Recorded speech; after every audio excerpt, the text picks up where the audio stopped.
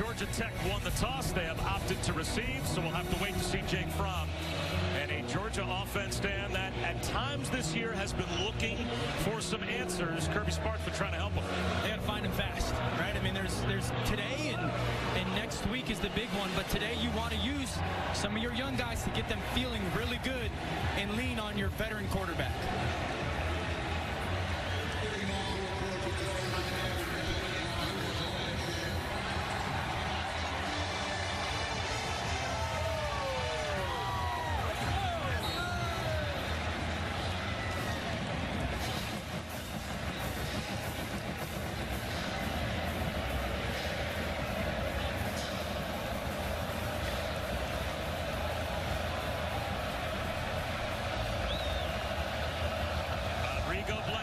Sends it deep. And it's going to go through the back of the end zone for a touchback. Well, the defense on the field first for the Dogs, but Allison, when their offense comes out, as we said, they'll be looking for answers.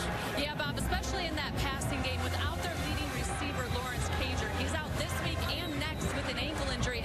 He's that veteran presence on the outside that Fromm can always count on to be in the right place at the right time. So today they need to figure out which receiver can establish that same level of comfort with his quarterback. Kirby Smart told me he wants his offense to spread it around on the outside and try and find some rhythm and timing before they come back to Atlanta next week. On the ground to start for Jordan Mason. And he gets stood up, Dan, by one of the best defenses, maybe the best in college football. And the most impressive thing is they do it in multiple ways. They can get after you in their pressure package. They don't give up a lot of points.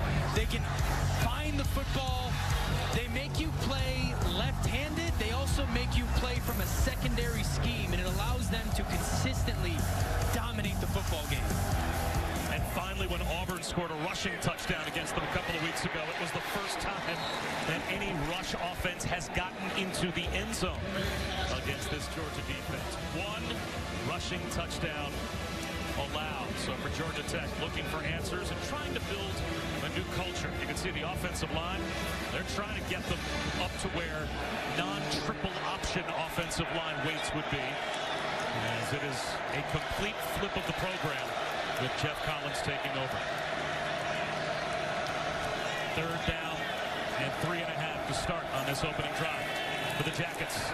Seam route and a miscommunication. Tyler Davis turned left, and James Graham threw the ball right. So it's a 3-and-out for Tech to start. Had him too. I mean, they get the pressure from Georgia.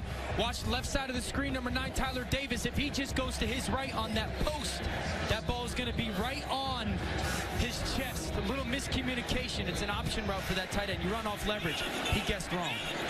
Presley Harvin, he can change field position, that's for sure. Did not connect with this one well, though. And a sliding catch made by Dominic Blaylock to preserve a lot of field position for a Georgia offense that, again, without Lawrence Cager, they won't have him this week, they won't have him next week in the SEC championship game. So who steps up and becomes the go-to for Jake Fromm? Listen, it has to be George Pickens, the true freshman, who has in some ways, but it's really okay. If that guy's one-on-one, I trust if I throw him the ball, he'll go get it. Dominic Blaylock, who's had some big plays in the Florida game, in the Auburn game, big touchdowns. Robertson has got to do some stuff. I want to see them utilize DeAndre Swift in the pass game, but they have to play better consistently if they're going to win today and then moving forward next week. They'll open up with a throw from Fromm. It's knocked down and read beautifully by Quez Jackson. Second down at Tech. They tried to come out of the game with a little bit of a run-pass option, and Quez Jackson was just brought to the football, and he gets his hands right up in the passing lane. They're trying to get that to Charlie Werner. Trey Swilling, the corner's right there, so good start for Georgia Tech defensively, understanding their game plan.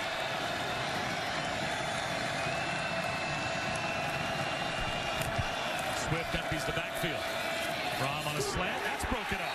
Trey Swilling knocked it away from Kearis Jackson. Now it will be third down and 10. Can I ask a quick early question? Fire away. What are you doing if you are Georgia coming out and spreading out a defense that you outweigh by 25 pounds a guy? Well, we've talked about getting these young receivers feeling good and starting fast and trying to jump on football teams. And so a little bit is finding the start of this game going, okay, let's throw it around a little bit and let these young guys make some plays. Obviously, back-to-back incompletions is not where you wanted to be. They're down to 10. Three-man rush. LeBron has time. Steps up, avoids a sack. Fires one that's also broken up. Demetrius Robertson was the intended receiver.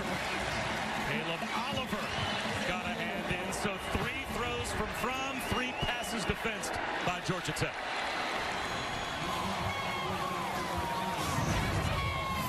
Climb of the pocket, but watch where the ball is.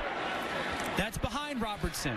I've had Jake Fromm's back for a long time, harping on these receivers needing to make some plays, but the slant on second down to Kearis Jackson was behind him, and then that throw on third down to Demetrius Robertson is behind him. Jake Fromm needs to get his accuracy back. Jake Camarda with a wobbly kick. And will bounce inside the 30. Marion Brown's going to let it roll. And it takes a hop for Georgia inside the 15. Out of bounds at about the 13. 50. Next weekend, speaking of next weekend, right here in Atlanta, these Dogs will be back. And they'll be taking on LSU in the SEC championship game. But first things first, they've got to take care of Georgia Tech today. And the Yellowjackets start at their own 13-yard line. Little old school. Back to the days of Paul Johnson. They run a little option. And James Graham picks up about 1.5 yards. Nolan Smith was there to make the stop. Like that job by Georgia's defense. Stokes, the corner, stayed outside and then allowed Nolan Smith, number 4, kind of play in between the pitchman and the quarterback. They'll have to respect number 4, James Graham's speed. I mean, James Graham can fly at quarterback. Look at this, a little shift to the backfield, bring both tight ends kind of looking like the Baltimore Ravens in an inverted wishbone. Diamond formation surrounding James Graham. And he'll pull it down.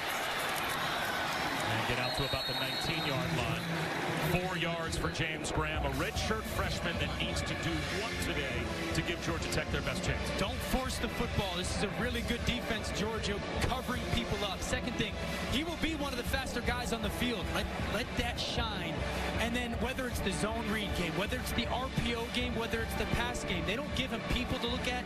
He just needs to see certain areas. Be really clear in how he looks at it.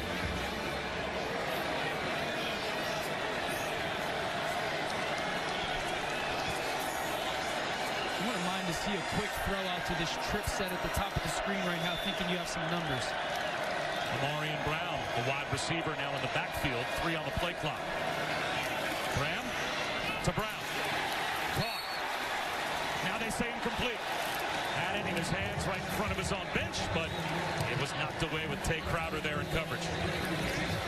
This is such a good play by Tay Crowder. Watch the right-hand swipe at the ball right there and find it and knock it away. But he stayed on Marion Brown's hit, made sure he wasn't allowed to cross face or get in front of him, and then drove on the football, knock it away.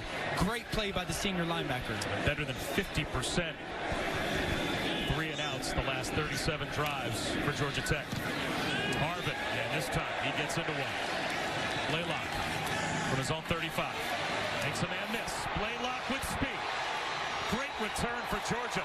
They'll start at the Georgia Tech 36-yard line.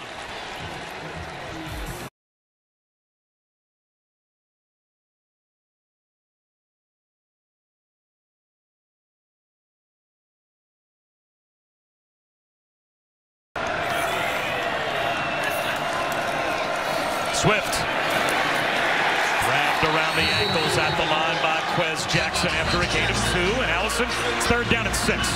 After the last 3 and out, Kirby Smart told his receivers, you have to attack the football. And then he went over to his quarterback, Jake Fromm, put both of his hands on his shoulders, had a pretty long, direct one-on-one conversation with him, after which Fromm went over to talk to his receivers with Simmons and Jackson, see what they're seeing and try and get on the same page. Offensive coordinator James Coley told us he's taken a coaches-like approach to try and fix some things with this offense. You're seeing it early. Well, we'll see if they have it fixed, because this is a big play.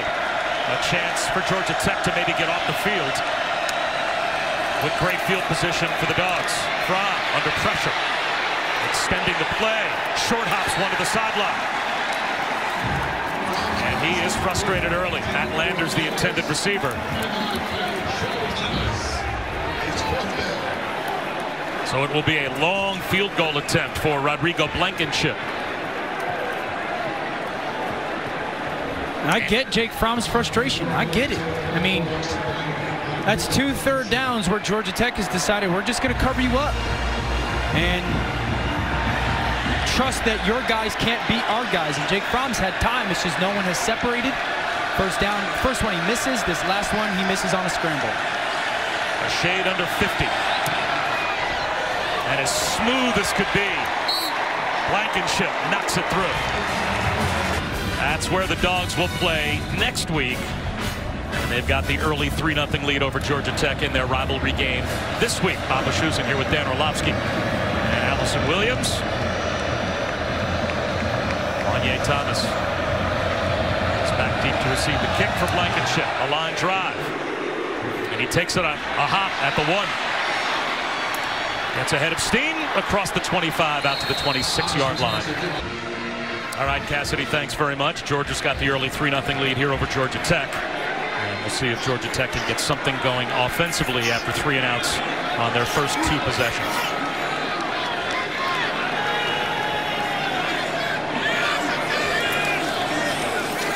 Jordan Mason lost a yard. Monty Rice got there first. Malik Herring came in to finish him off. This complimentary football for Georgia is so good defensively. Herring did a nice job of crashing down, and Monty Rice just played with patience at linebacker, knowing the ball was going to bounce outside, and he's waiting for the ball carrier. This defense is one of the best in the country. Doesn't get talked about enough how good they play all 11 together. This time Mason is able to grind out a couple of yards, so it'll be 3rd down and 9.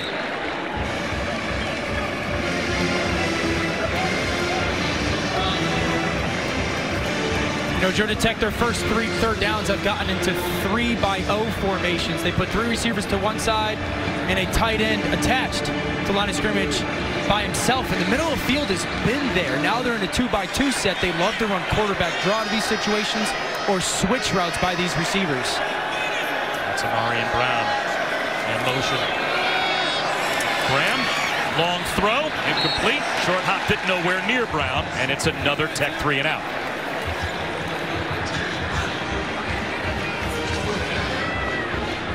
Well, they motioned over Amarian Brown for a reason, to try to get him some leverage off of the coverage.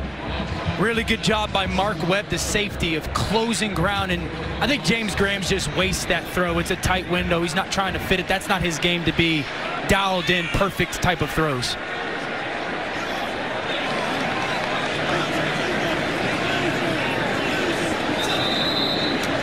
Flags down.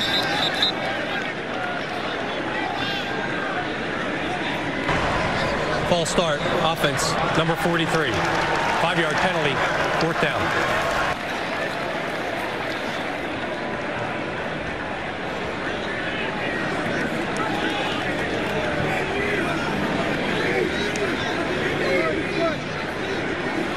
We've had 5 offensive possessions in the game so far, and neither team has a first down. The biggest play of the game so far was the Dominic Blaylock punt return that got Georgia into plus territory, the short field, and they were able to kick a field goal off of that, and they'll have pretty good field position this time around, as well as Harvin's punt goes out of bounds at the 36-yard line of Georgia. So a 42-yard punt. This season, Taco Bell is celebrating student sections and passionate fans like these by awarding the Live Mosque Student Section of the Year. The Yellowjacket student section is already on the national watch list.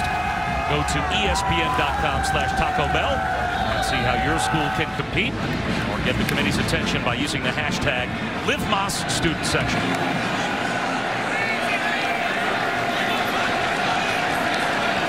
I think Georgia Tech is going to challenge Georgia on the outside, and I would like to see DeAndre Swift a little bit more involved in the pass game. Now steady runs it here. And he gets out to the 40-yard line, picks up 4. Dragged down by Jaquan Henderson. And Georgia Tech is committing right now. They're putting 5 guys up on the line of scrimmage, kind of overloading towards where Georgia puts their tight end. Only 1 linebacker in the box, and saying we're going to try and own the line of scrimmage, get vertical off some of these blocks, and not give a lot of these double push creases for this run game. Two tight ends. DeAndre Swift alone set back on 2nd and 6.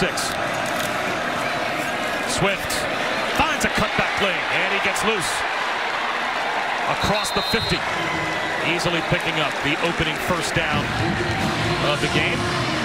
We met with Kirby Smart yesterday, and it seemed like the overall philosophy for Georgia was going to be, we need to get all these different guys involved and spread things around. But just in a silo in this game, do you think it's DeAndre Swift, Brian Herrien, and that offensive line that gives them the best chance to win?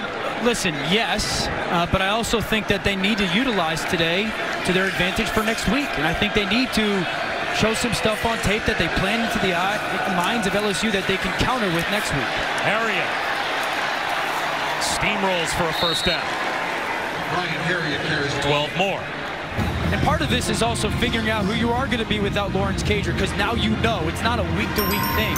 You know you're going to be without him. So as you go into next week, okay, who can we rely on for some packages or some plays? Is it Zamir White or James Cook or Swift and the receivers? I mean, there's a bunch of options, but you got to figure out the stuff that those guys like and that you feel like you can execute. And today, the challenge is to win the football game, but also figure that out at the same time. It's James Cook in motion. Herrien takes it. He's got a couple of yards. Brentavious Clampton was there to bring him down. And I guess it is a very interesting line you walk. You don't want to disrespect Georgia Tech and mess around and be in a football game that you never expected would be close. But as a result, you do want to, at the same time, I guess, use this game to kind of oil the wheels of your offense and try and get it a little bit more in rhythm. That was the word that James Coley used. That was the word that Kirby Smart used. We need some rhythm out of our offense going into next week. As Herrien is into the secondary and is about 3 yards shy of a first down. Quez Jackson made the tackle. And again, I think that you have such respect for LSU and Dave Aranda defensively that they're going to watch this tape and go, okay, who are they now that they know they don't have Cager? And you should, as a coaching staff, if you're Georgia, start planting some seeds and make some deposits and tendencies that you know you have counters to for next week or wrinkles to for next week. And you believe that they'll be so scouted that you can throw some haymakers early on. But this is the down, 3rd down. Don't be surprised if they try and pop a run. Instead, it's a back shoulder throw down the sideline. Fromm drops it in beautifully. Tyler Simmons to the 2-yard line, 25-yard gain.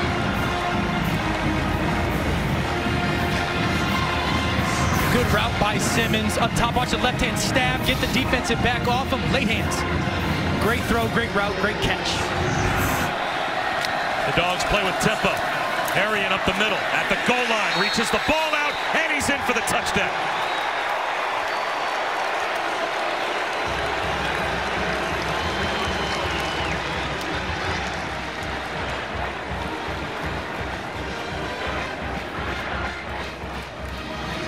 Point for the Bulldogs.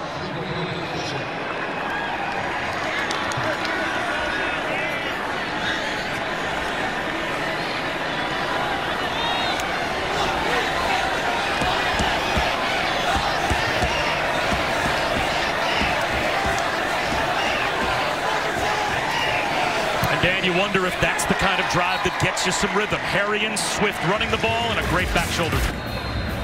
After Jake Fromm threw a very confident ball to Tyler Simmons to set up the touchdown. I love that drive. I mean, that drive was 7 plays, 6 of them were runs, and like you said, a really big-time 3rd down throw from Fromm to Simmons, and then they punched it in. Touchback off the kickoff from Blankenship. And this season, for every field goal and extra point made by participating universities, Allstate will make a contribution to the university's General Scholarship Fund. Thank you to Allstate.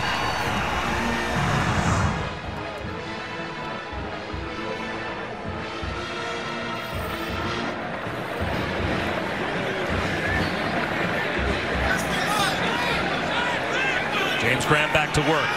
This is the 4th top 15 defense that Georgia Tech has played against this season. And this might be the best of them all. Off play action. Graham looking downfield. Wanted to take a shot. Now he's out of the pocket. Checks it down along the sideline and misses Jordan Mason, who was wide open at the 30-yard line. It's a good decision by James Graham. This is something that Georgia Tech likes to do offensively. Talking to their offensive coordinator, Dave Patton, out, he wants to take 2 shots per quarter. And so they're going to run the football and then take their shots with some play action or just drop back. And so Georgia does a good job covering it up. It's not there. Throw it away if you're the young quarterback.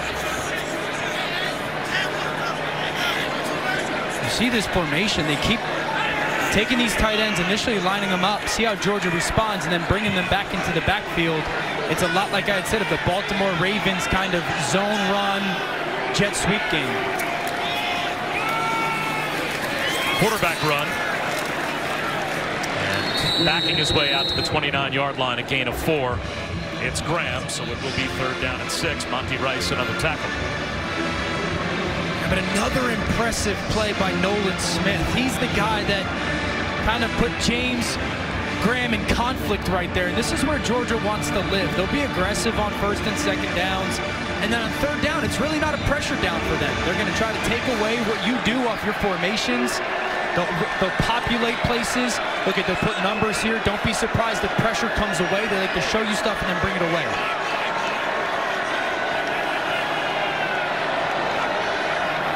The Dogs show blitz. They do rush 4. Graham out of the pocket. Breaks a tackle and lost the ball. Well, one way or the other, it's either Georgia ending up with a fumble recovery inside the 30-yard line, or they're about to get the ball back with yet another Georgia Tech punt. And it is a recovery by the Ramblin' Wreck as Richard LeCount stripped it away from James Graham. James Graham decides to scramble. LeCount just swipes at it with his right hand. He gets just the bottom tip of that football, but I like it. Georgia showed pressure one side, brought it with LeCount from the other. Fair catch made by Blaylock. Georgia has the football back. LeCount stripped it away. And now the defense on the sideline. Offense back to work for Georgia. That ball thrown behind Robertson, but Demetrius Robertson able to reach back and make an 8-yard grab.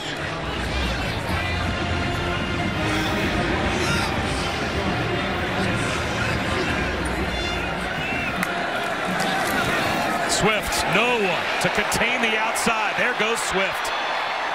You can see that coming from a mile away. There's just nobody on the near side of the field to try and keep DeAndre Swift between the tackles. Well, when your left tackle is the size of a skyscraper and he closes off the line of scrimmage, Andrew Thomas with a great block at the point of attack.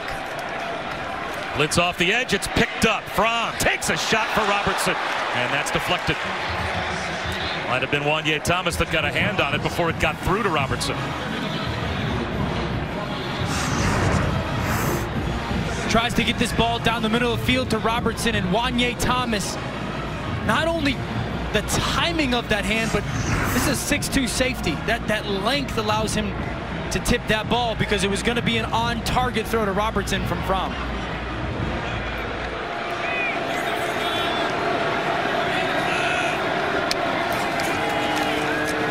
Screen, James Cook gets a couple of blocks, gets a 1st down, and gets some more. 20-yard gain. Kalen King bumped him out. I mean, I like this for Georgia's offense because you took DeAndre Swift off the field, but then you put Zamir White and Cook on the field, 2 tailbacks. How does the defense handle it? And they've done that a little bit this year, but again, this is something that you're now showing LSU on tape for next week. Going, okay, how are we going to handle? Because both those guys, strong, good out in space, can be part of the pass protection, good pass receivers. Jet sweep, Tyler Simmons gets down the sideline. He's got another 1st down. Now the full arsenal starting to show itself for a Georgia offense that wanted to get into a rhythm, and it looks like they're finding it. Well, touches. You got so many people that need to get touches for this Georgia offense, and after that first drive, there's a little rhythm here. There's a little bit of rhythm, not only for the players, but for Goldie, their offensive coordinator, of going, okay, who can I get the ball to, and where can we get them with what they do well?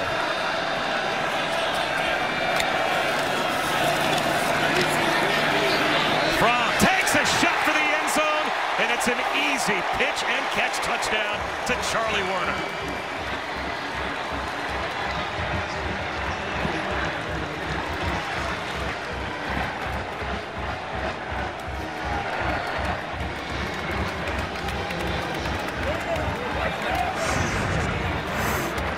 Watch Warner just up the seam, get to the top of the numbers, and let the ball from the quarterback bleed you. Really well done by Jake Fromm on that drive. He seems to have found the rhythm. That was number 3 in his progression right there. Beautiful read, better throw.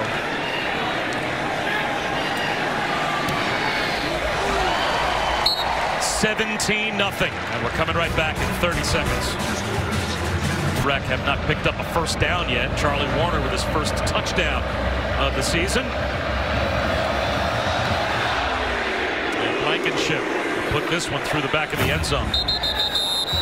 Coming up this week on Sunday NFL Countdown, how the legend of Heisman Trophy winner and MVP favorite Lamar Jackson was born. Plus, Randy Moss ranks the best catches from this week's college football action. And the crew reveals their top Turkey Bowl play from across the country. It's Countdown, Sunday morning, 10 a.m. on ESPN. You got to feel really good right now coming off those past 2 drives if you're Georgia's offense. The run game's gotten going, and Jake Fromm's been really, really good with his decision-making and ball placement. Mason. 29-yard line. He picks up 4. Georgia Tech hasn't had a play longer than 4 yards on any of their first 4 possessions. But to me, that speaks more to Georgia's defense, though. I mean, they've done that to a lot of teams this year. We talk about great defenses in college football, and Georgia needs to be in the conversation, and that will be what dominates the talk for the next week, is them versus that really good offense in Baton Rouge. Mason tries to bounce it outside. Gets a yard. It'll be 3rd down and about 4.5. Jordan Davis was there to bring him down. I just think Georgia's defense, I've talked about making you play with your backup players in a backup scheme or a secondary scheme, but Georgia's defense does such a good job of understanding what the weakness of the call is. Their players are very smart, going, okay, if we're in this zone, this is where defenses will try to attack it, or if we're in this kind of man coverage, this is the stuff we need to be alert for. It's a credit to Kirby and his staff because they're so smart with how offenses will try to attack them. Not sure why Georgia Tech didn't at least go to the line and try and hard count Georgia before the end of the quarter, but they're just going to let the quarter clock run all the way down. End of 1, and Georgia. There's always emotion involved on senior day, but especially here at Georgia Tech, and especially for redshirt junior Chris Martin, who honored his friend Brandon Adams today before the game. Adams would have been a senior, but he passed away suddenly in March after suffering a fall. Martin was one of his closest friends and is wearing his number 90 jersey today, as he also did in the first game of the year against Clemson. He presented that jersey to Adams' family, who described the moment as heartwarming.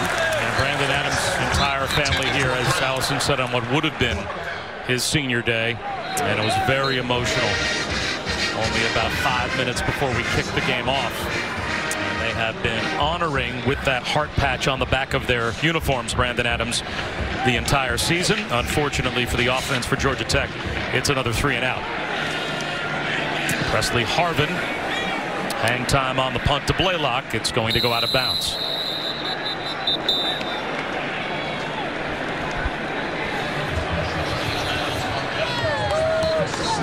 I really like the adjustment that Georgia's offense has done. So early on, Georgia Tech decided to make some gambles. They're going to shift some bodies towards the tight end, guessing Georgia would run the football that way, get a little push at the point of attack. It allows number 44, Quez Jackson, to play slow. So now Georgia Tech does it again. They're going to shift toward one tight end. There's no numbers to the offense's right. That's where Georgia decides to run the ball with DeAndre Swift for a big gain. I love the in-game adjustment Georgia made offensively with James Coley running away from where Georgia Tech was going to put some of their numbers. There goes James Cook in motion, and Fromm throws it over his head with a blitz coming off the edge from Caleb Oliver. It'll be 2nd down and 10, as that was a forward pass.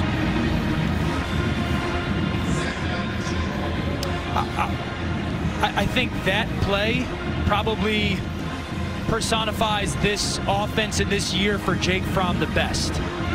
Georgia Tech was right. They got you. but Jake Fromm doesn't hurt the football team. So often quarterbacks will try to force that football or fit it in somewhere that it doesn't belong. Throw it away. Make the right play. He's not going to hurt his team. Really well done. Quick hitter, incomplete, intended for Robertson, who didn't have his head around by the time Fromm threw the out and underthrew him as well. So now it's 3rd down and 10.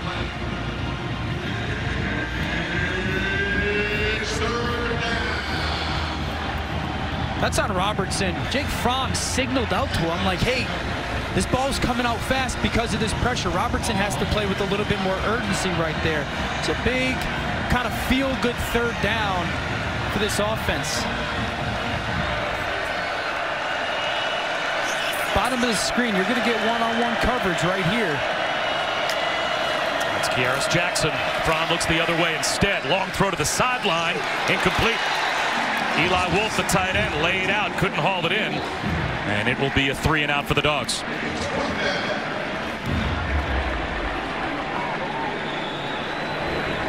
Wanye Thomas just undercut Eli Wolf and made it for a little bit more of a difficult throw because you got to get it up over that defender.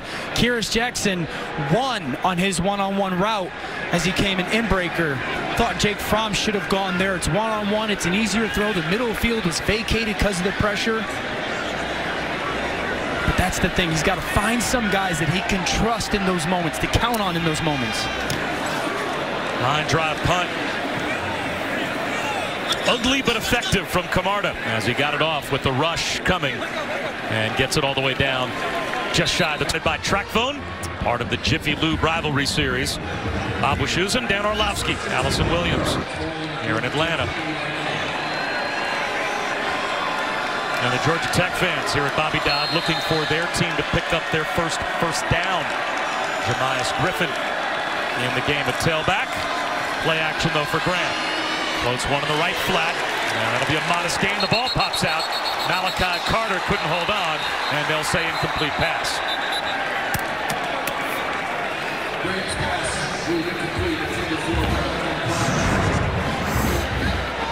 Malachi Carter crosses the field. Are we sure? Monty Rice looks like that ball gets popped out. I mean, he looks like he makes that catch. If there's clear recovery, which there was not for Georgia, replay could stop and rule that a fumble.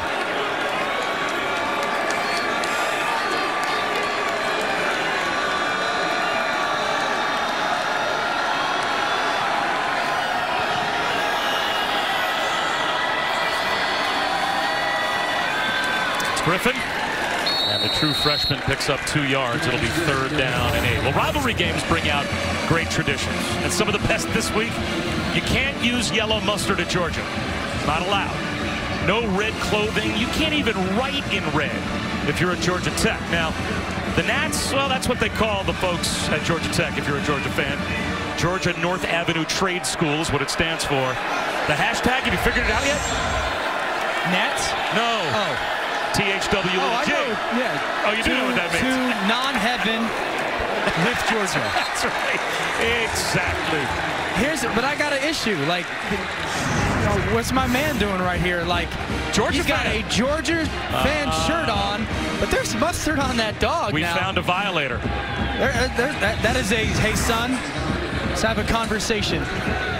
Now Georgia, they ring the chapel bell after wins, I believe until midnight, but they ring it all night when they win this game. And their defense forces another 3-and-out as Harvin boots it away. Dropped on by Blaylock. And it's still loose. And it looks like Georgia Tech gets it.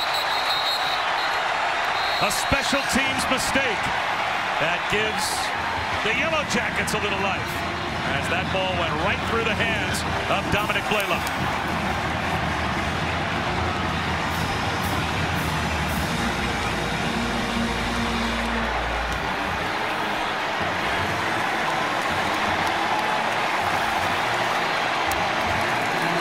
Tyler Cooksey, reserve tight end, comes up with the recovery on senior day.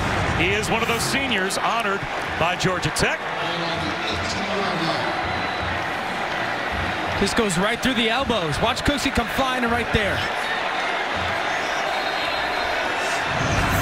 effort by Cooksey to get down the field and recover that think quarterback run here out of this empty formation for Georgia Tech. And the Ramblin' Wreck take advantage in the red zone. James Graham. There is quarterback run. Inside the 15, down inside the 14-yard line. And an opportunity for us again to check in with Cassidy. Thanks, Bob. Hasn't produced a play of longer than 4 yards. But a special teams mistake gives them a chance to score here. They have struggled in the red zone. They're going up against one of the best defenses of college football. And now they want to call a timeout. So we'll step aside as well. They've won a couple of times in Athens. But the last time they won, they were Bobby Dodd Stadium back in 1999. And they're facing 2nd down and 7 after a timeout called. A fumbled punt by Dominic Blaylock, giving Georgia Tech a chance to get on the board. Right up the middle, it's Mason. About a yard and a half shy of the first down for Georgia Tech, so it will be 3rd down. And it looks like it's about 2. Yeah, and so now that it's 3rd and 2, if I'm Georgia Tech, this becomes 4-down territory for me. And so I'm very conscious of that play call. There's no way I'm throwing this football. I want to get the ball with number 4, James Graham, and the opportunity to keep it in his hands, whether it's a jet motion zone read, an option off the edge, something where he's having the football and knowing I'm going to go for it on 4th down as well. Closer to 3rd down and 3 as they marked him down at the 10.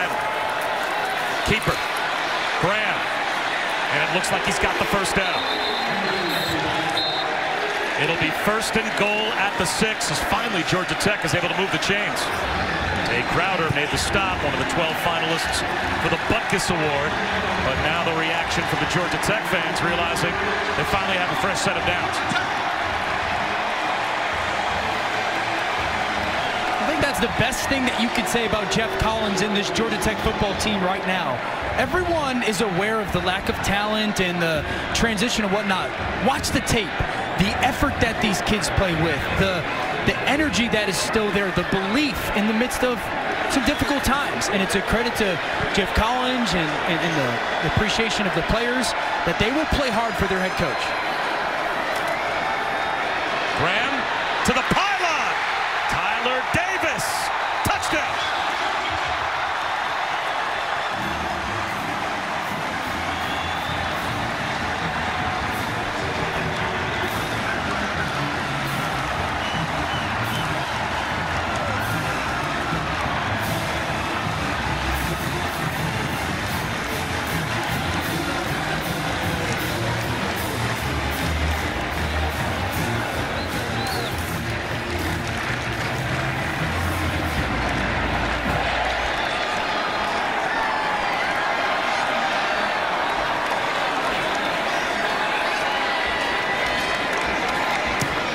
Well, Dan, you get an opportunity.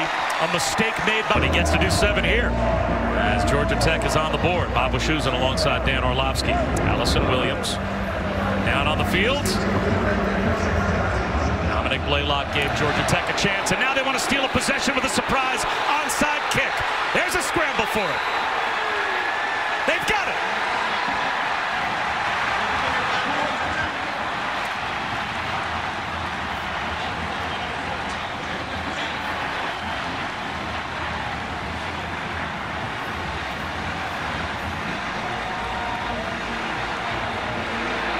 Jalen King gets the recovery, and the head coach does a couple of celebratory push-ups. As Georgia Tech has it back in plus territory, down by 10. Great kick. Prather Hudson tries to recover it, hit. And then the recovery by Georgia Tech. Jeff Collins said he was going to be aggressive. They're going to do some unique things to try and steal some stuff. Outstanding job by Georgia Tech.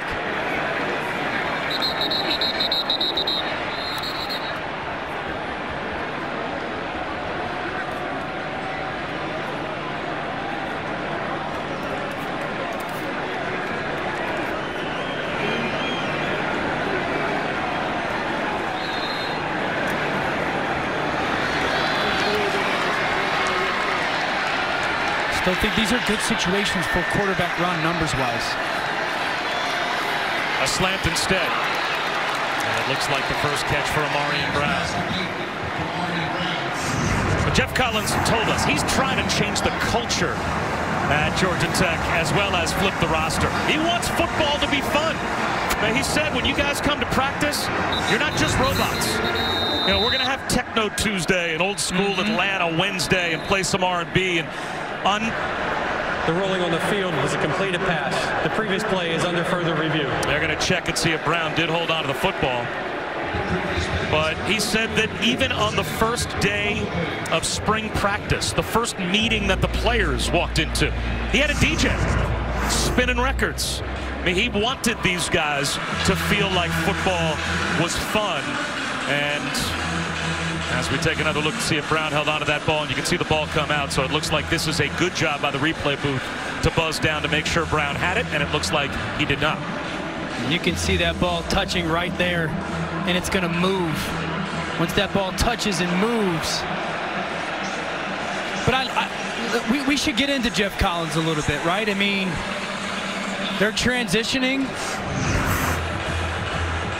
from Paul Johnson and his success and totally remaking the program. And so he's had to go to the extreme with so many things of the hashtags and the sayings, because he wants this institution to be one that is based on effort and based on commitment and based on family. They've made it a point to have snack time the night before a game where it's everybody's family comes. The players spend 2 hours with each other. After further review, the ball hit the ground. Therefore, it's an incomplete pass.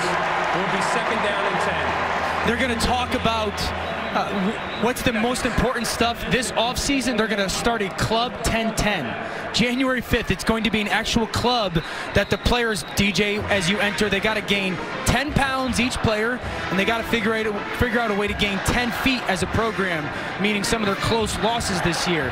But, I mean, these kids love them. It's fun. College football should be fun, and Jeff Collins is bringing that, with hopefully some wins, back to Georgia Tech. They'll run it here with Mason. Picks up a yard, so it's going to be 3rd down and 9. And he was honest with us yesterday, Allison, about the type of game he knew this was going to be. Well, he knew it would be a tight game for sure. And, guys, one of the things he needs to do to catch up with a team like Georgia is to get some size, right? Dan mentioned the 10 pounds they want to gain in the offseason. Part of that means no egg white omelets. That is actually written into the player oath that they have to sign. And it goes back to when you saw Zach Quinney at Waffle House eating an egg white omelet because they had to keep their white down in the old triple option. No, not anymore. They actually had to sign that they would only eat regular omelet. There's quarterback run, and it's going nowhere. Great job by the Georgia defense to deal with the surprise onside kick and sudden change. That's a true freshman, Nolan Smith, a former #1 overall recruit there to make the stop. And you can see this is pregame. They're trying to gain weight before the game starts. This is a pregame lift for Georgia Tech. No time that is wasted for this program right now. Do you subscribe to the no egg white omelet? Look at me. Yeah, exactly. You should have gotten down there at Muscle Beach and gotten some weights. Absolutely.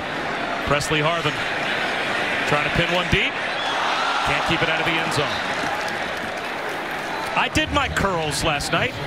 You were with me. Yeah, different kind of curl. Yeah. To be Virginia, as they take care today, they'll play Virginia in the ACC title game. And they're playing as good as anyone in America right now. Harriet trying to get back to the line of scrimmage. Christian Campbell got him behind the line. It's time for our Aflac trivia question.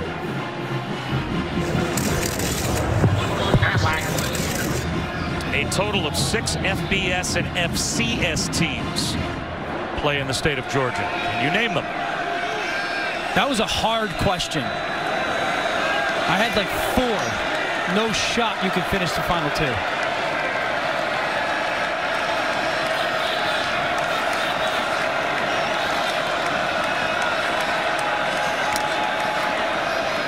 Arian. It's across the 25 to the 26-yard line. Picks up 6.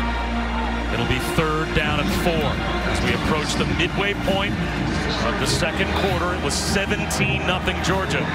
But then momentum shifted a bit when Dominic Blaylock fumbled a punt. Georgia Tech went in from the red zone. And then they surprised the Dogs with an onside kick, but had to punt it away. Georgia Tech's played a ton of single high safety. Watch these two safeties. I think they're going to go back, play a little bit of a read quarters, work the middle of the field if you're Jake Fromm. Fromm out of the pocket. He'll run for it and spin for a first down. Gets walloped, but easily picks up a fresh set of downs hit by Demetrius Knight.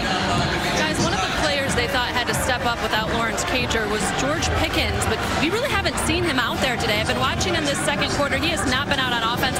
I'm told he did participate at one point, but I'm watching him on the sideline. He seems fine. He's been smiling, kind of walking around, not holding his helmet, though, and definitely limited. Fromm takes a shot, misses Tyler Simmons. We watched George Pickens throughout warm-ups. He took part in the full pregame warm-up. True freshman that's got 32 catches for 5 touchdowns this season. But he is on the bench as he has not been a regular participant at all for Georgia's offense in the first half. And he's the guy that is going to be so important for this football team next week. Listen, these are guesses and these are assumptions, but George Pickens is not playing for a reason. I mean, this would be a massive game for him to get some stuff going. And you're playing everybody else in your offense. He certainly would be a guy playing. Power toss to DeAndre Swift. Lost the football. It's knocked out. Georgia Tech thinks they have it. Quez Jackson caused the fumble. Who's got it at the bottom of the pile?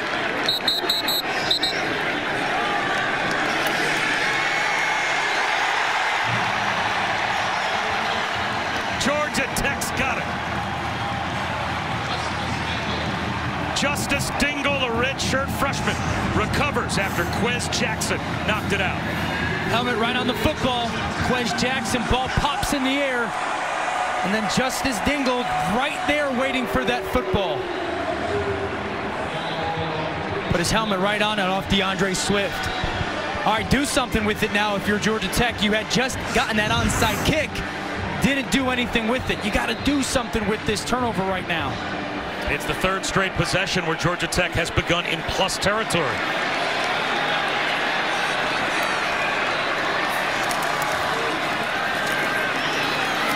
Getting loose, Jordan Mason. Picks up 9. Ridden down by Monty Rice. I like that they pulled both guards. Got Mason out. Really good job front side by the tight end and tackle. Pushing the line of scrimmage just a little bit. Opened up a big hole for Jordan Mason. I'd love them to see him be a little bit aggressive here. It's 2nd and 1. You're in 4-down territory off that turnover right now. Be aggressive with the play call. It's a run instead. And short of the first down is Mason. Looks like just a hair shy. Crowder and Rice double team the tackle. So now it's 3rd down and about a foot. By the way, that 9-yard gain for Mason on first down, that's the longest play from scrimmage so far in the first half for this Georgia Tech offense.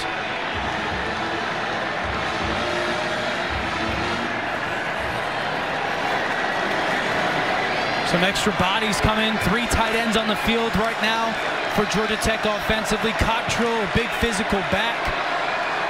Look for them to run behind number 9.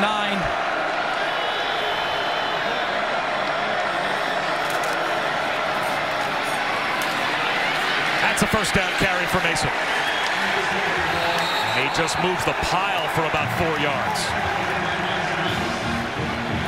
Nice job by Tyler Davis there, just coming across and just pushing people to create some change at that line of scrimmage for Mason.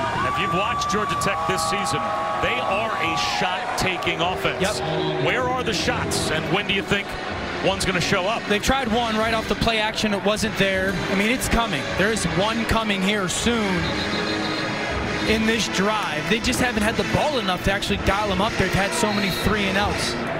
Marion Brown is the guy that they like to take shots to, number 10. Georgia doesn't give you a lot pre-snap that you feel good with it. This is not a play where I would call it just off look. I think you continue to trust that run game. Tyler Davis in motion. They counter the other way with Mason. Jump cut inside the 20. Down in the red zone with a first down for Georgia Tech.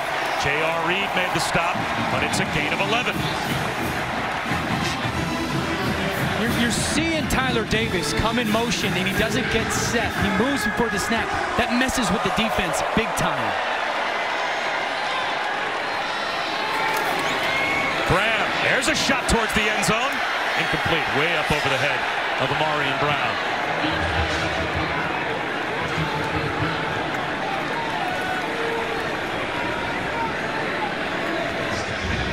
This drive's become pretty simple. Georgia continues to blitz from the field. They're bringing one guy and blitzing him from the field.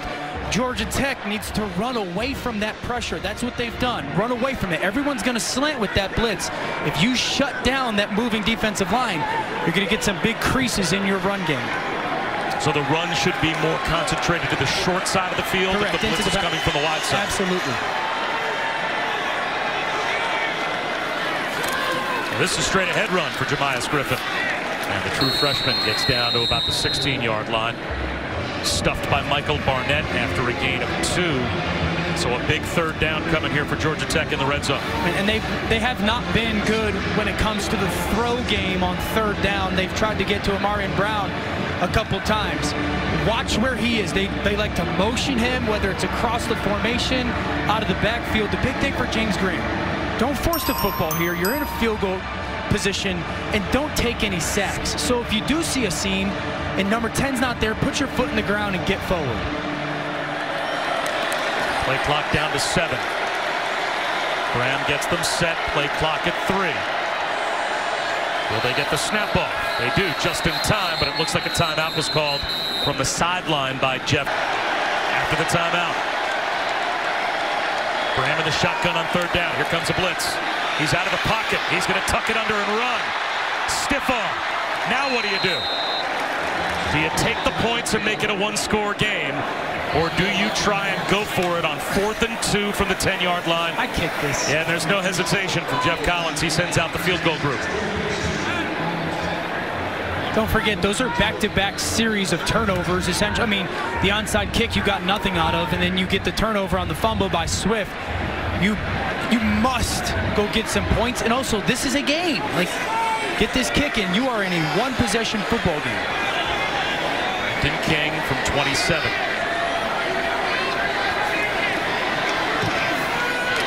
And they come away empty.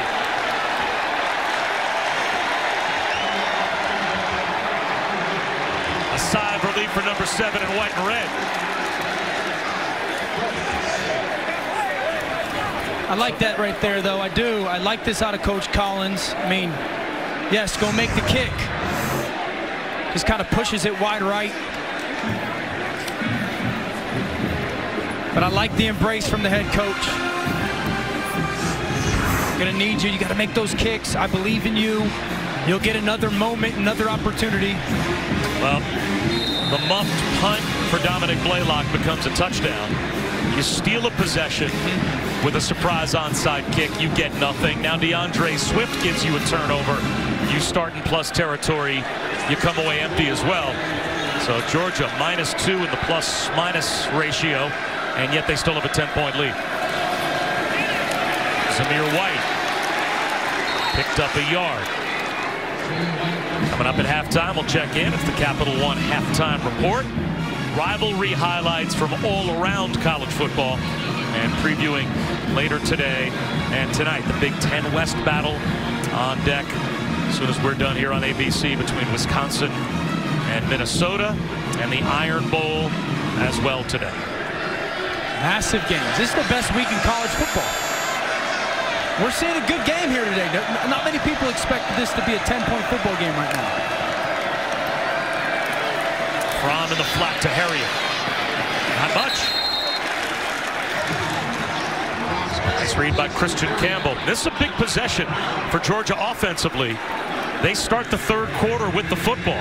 They have a chance to put together back-to-back possessions and really put a throttle hold on this game if they can pick up a third down here, hold on to the football, and maybe score points before halftime. And remember, they're still searching for their guy. You know, like Georgia Tech early on played a bunch of man coverage. No one was winning. Last time they played 2 high safeties. Right now there's 3 safeties.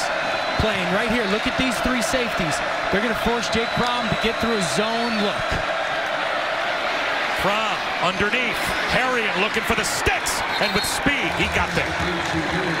First down, Georgia, with just over 2 minutes to go in the half. I can't express how good this is by Jake Fromm. I mean, 3rd and 8. The play call doesn't get anyone open. Coverage is there. There's one person to throw the football to, and you've got to trust him to go make that play. This has been Harrian's drive so far, and he's got another first down. Trey Hill, the center, lost his helmet, so he's going to have to come off the field for a play.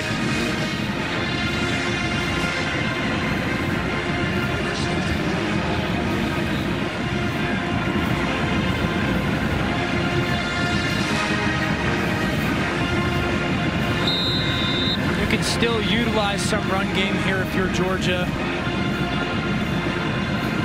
You got all 3 of your timeouts. This is one of those fine lines where you want to milk the clock. They don't ever get the football back, but you must go score some points. Cade Mays, who has played left guard, right tackle, right guard, even some center, he will slide over. And at least for one play, snap the football here on 1st and 10. Zamir White breaks free. Pops out of the pile and picks up 14. And you can hear the Zeus in the background for Zamir White. But I'm sure everyone was waiting, like Jake Fromm snapped the football, but he was getting them into the right play. You saw the numbers to his left were more advantageous to run the football there. So you take the 5 or 6 seconds to communicate to everyone, equals a big run. And you have all 3 timeouts. Correct. The clock stopping on first downs in college football helps you as well. Plenty of time for Georgia. And Jake Fromm, as a veteran quarterback, knows it. They're going to run it again, and this time it's read by Georgia Tech. David Curry knifes through to meet Zamir White behind the line.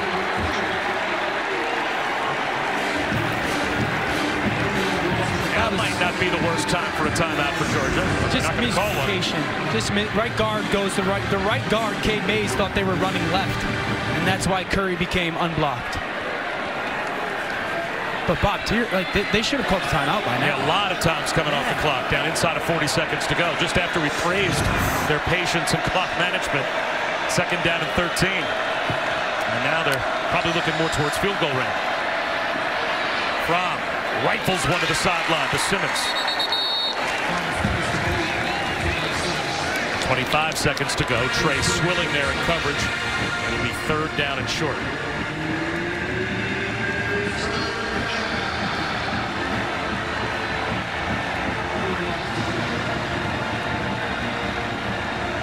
Georgia Tech is going to play some man coverage here. I put Simmons one-on-one by himself. If you like your pre-snap matchup, if you're Jake Fromm right here in one-on-one coverage, you take that. If not, be alert for DeAndre Swift out of the backfield. Swift bounces outside, turns the corner, and has the first down.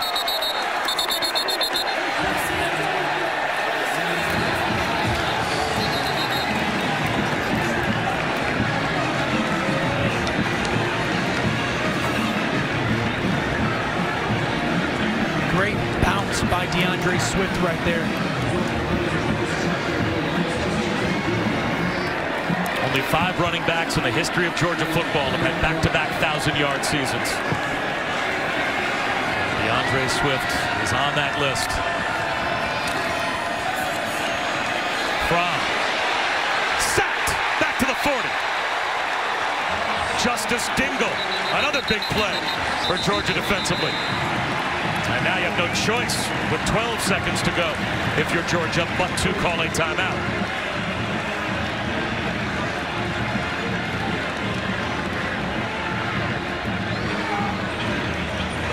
It's week 13 for Monday Night Football. 2 of the NFC's best will meet. Vikings, Seahawks. It's Kirk Cousins and Dalvin Cook will head to Century League to take on Russell Wilson. 8 Eastern, 5 Pacific on ESPN, ESPN Deportes, and the ESPN app. Our coverage begins with Monday Night Countdown at 6.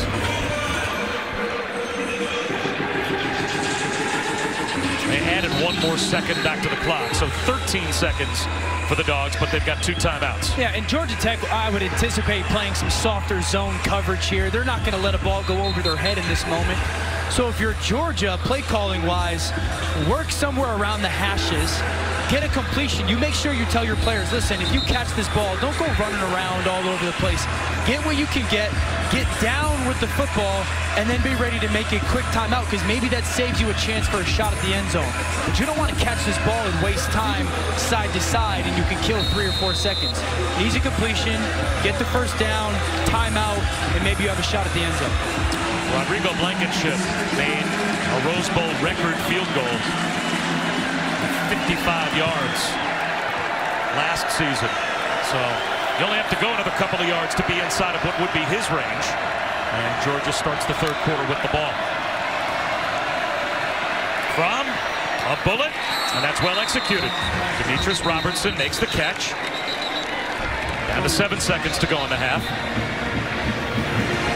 I think there should be another second put back on this clock, and if that's the case, I'm running 1 more play. Absolutely.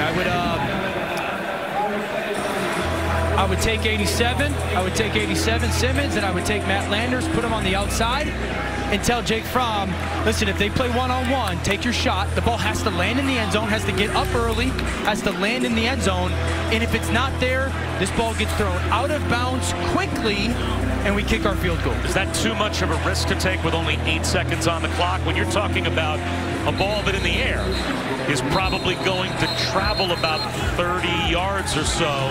But that's why not just ask Rodrigo Blankenship, where do you want to kick this from? Kirby Smart probably already knows. Hand the ball to DeAndre Swift, run it that way, call your timeout, and get the 3 before halftime. Yeah, because if the opportunity is there for you to take your shot, I like taking the shot. Like if they're going to line up and play man coverage, but you have to tell Jake Fromm, this is a catch it and throw it ball, and it has to land in the end zone. It can't land at the 1-yard line. They've got Simmons up by himself, and I think that's what they're going to do. One-on-one right here. You throw fade, it has to get up and down fast, and if not, you throw the ball out of the end zone, or out of bounds.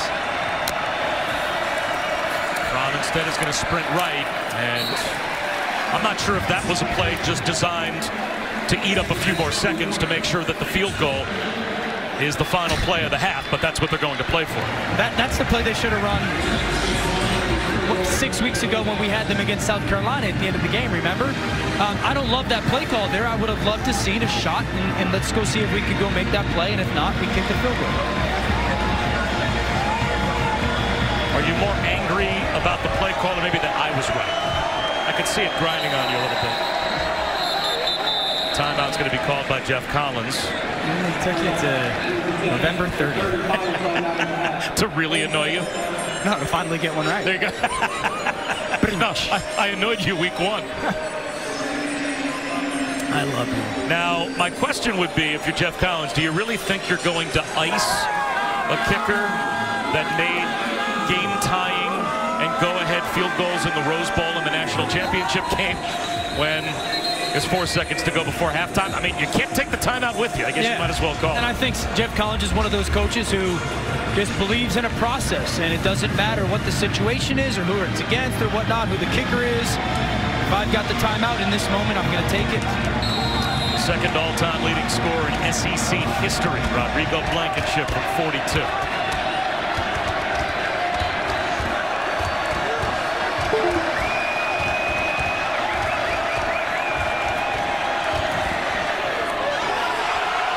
The announcer jinx. That's on me, George. Alongside Dan Orlovsky, Allison Williams will join us in just a moment. We talked about it right at the start. There are bigger fish to fry than just this game for Georgia. Got an SEC championship game next week. Would you feel more or less confident heading towards the games that are really going to define their season if you're a Georgia fan based on what you saw in the first 30 minutes of this one? Much less confident. And we've been sloppy offensively with our special teams. Blaylock had fumbled the punt return. DeAndre Swift fumbled. Jake Fromm has missed multiple throws with his accuracy. We don't have a receiver right now that is separating versus coverage. Georgia Tech has 70 yards of offense. This should be a dominant game for Georgia, and it just has not felt that way, and so I would be less confident.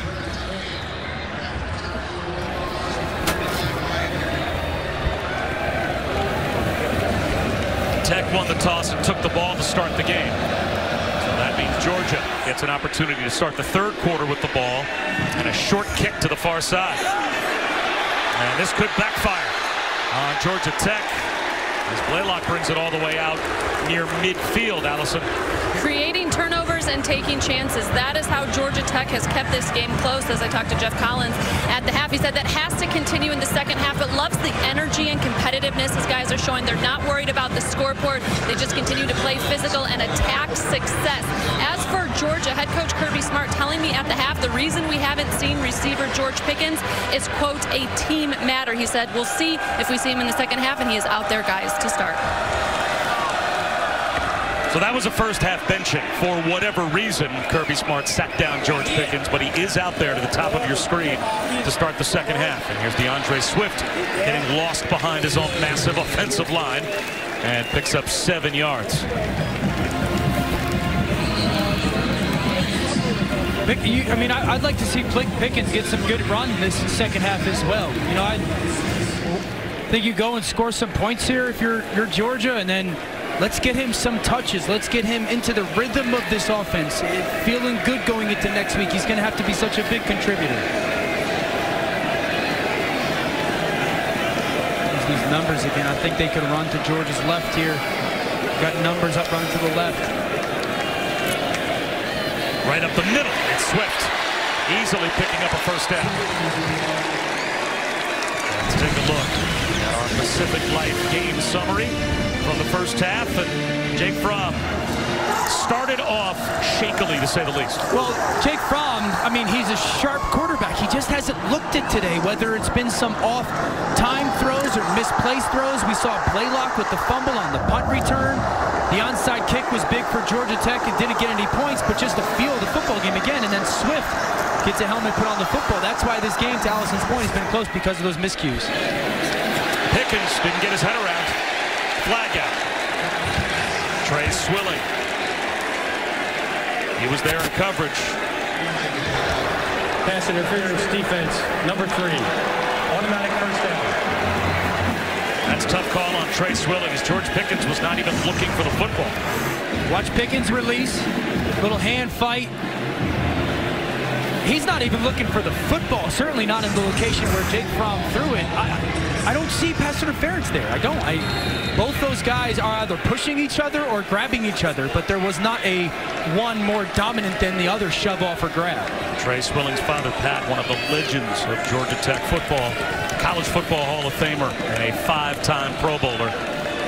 He, of course, was a defensive lineman watching his son play corner, and that time flagged. So Georgia in the red zone. They go that way again. Climbing the ladder, Tyler Simmons right over the top of Trey Swilling for the touchdown.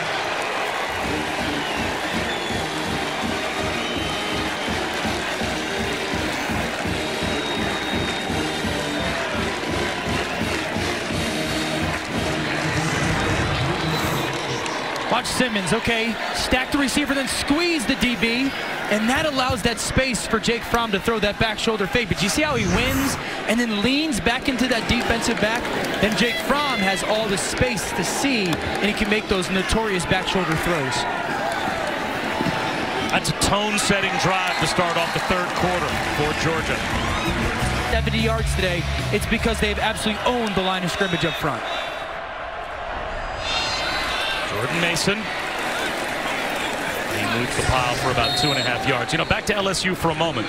Were you surprised at all? And did you have any problem at all with Ohio State jumping up to the #1 spot and LSU dropping down to #2 off the win? Listen, you can make the case for either of them to be one, right? Like you can, I think that there is a benefit because if things continue and chalk wins out, you don't have to play Clemson in the semifinal. But you can make the case for LSU or Ohio State being one. Screen pass, Malachi Carter. Well designed for Georgia Tech to midfield. That's the kind of play they needed, trying to get back in the game. J.R. Reed brings him down after a 23-yard game. Again, utilizing the tight end motion. Tyler Davis came across. Georgia tried to pressure it, which is what they've done all first half.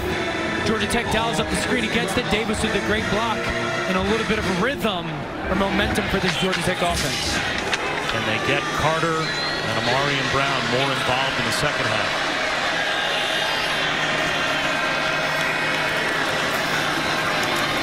Mason trying to get outside, just can't beat the speed sideline to sideline of that Georgia defense. LeCount and Webb had no problem bringing him down before he got back past the line of scrimmage. Goodness, Richard LeCount came out of nowhere. I mean, just flew downhill to knock Mason off with Webb.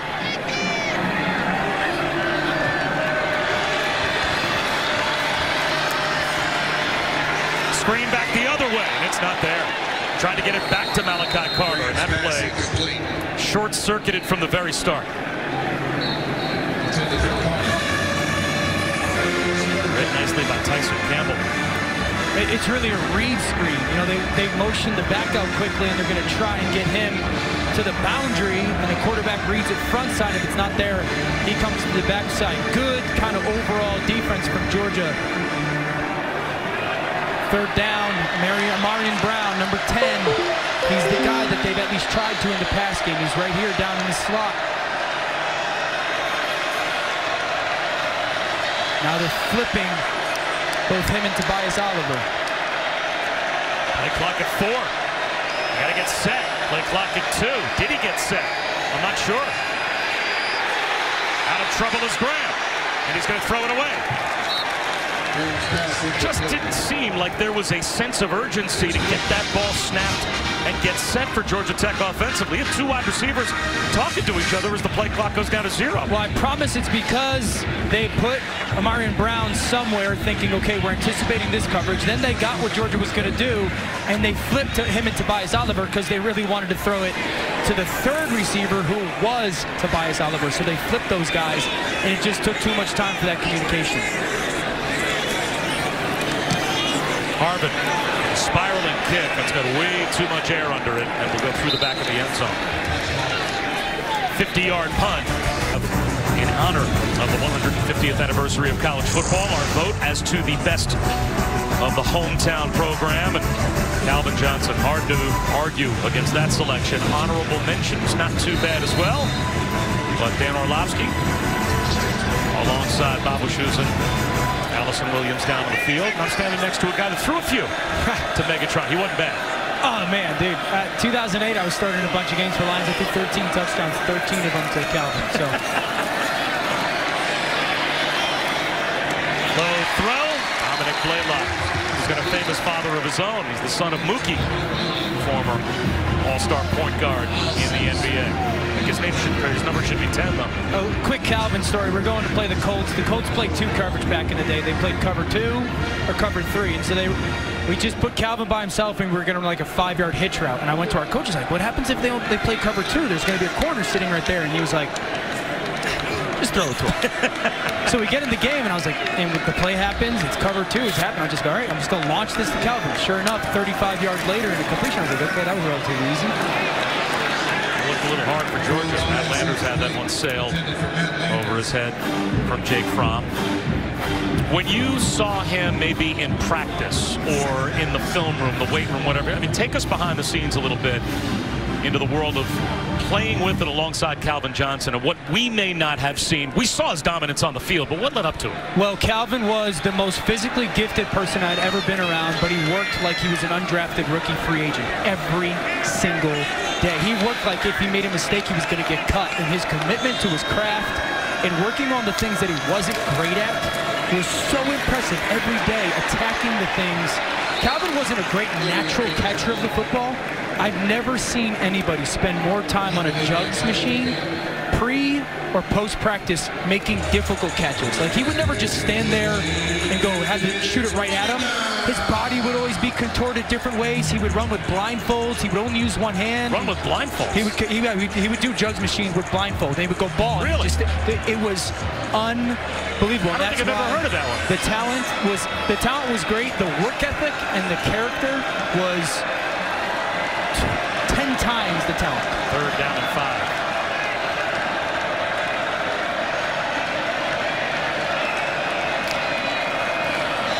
A blitz. Fromm beats it. Eli Wolf breaks a tackle.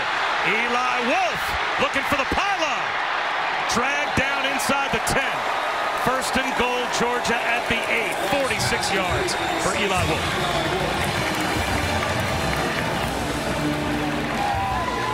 Really good job there on third down, and Eli Wolf just running away from contact. It was man-to-man. The DB's kind of pulling on him. He's strong enough to run away, and good runner's throw by Jake Fromm. Fromm, slant, broke it up. Robertson, the intended receiver. It looked like David Curry underneath had a chance. If he got his hands up quickly enough to maybe pick that one off. Second down and goal from the 8.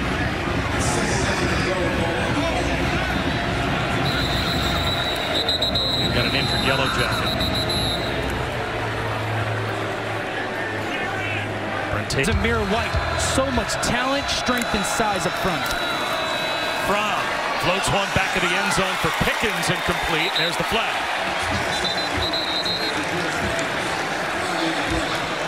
It looks like they flagged Samari Walton.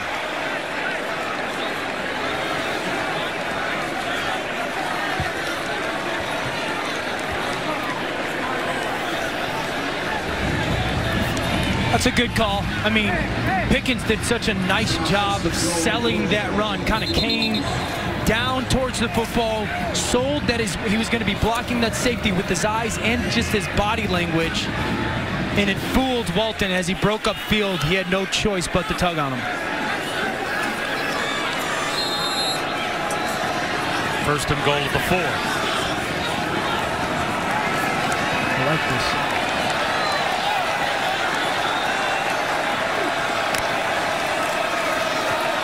Direct snap to DeAndre Swift. Lost the ball. Georgia Tech's got it back. Trey Swilling on the second fumble of the day for DeAndre Swift. And now Swift is down. And he really looks hurt. David Curry brought him down and helped knock the ball out.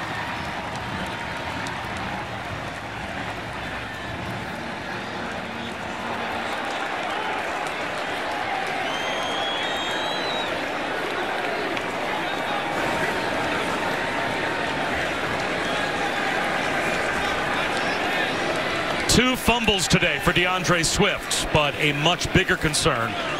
That's the best skill position player for a Georgia team that has an SEC championship game a week from today to worry about, and also has, if they can find a way to win the SEC championship game, a college football playoff to worry about. Never fun to assume, right? Just obviously favoring something there. It's like something in his midsection.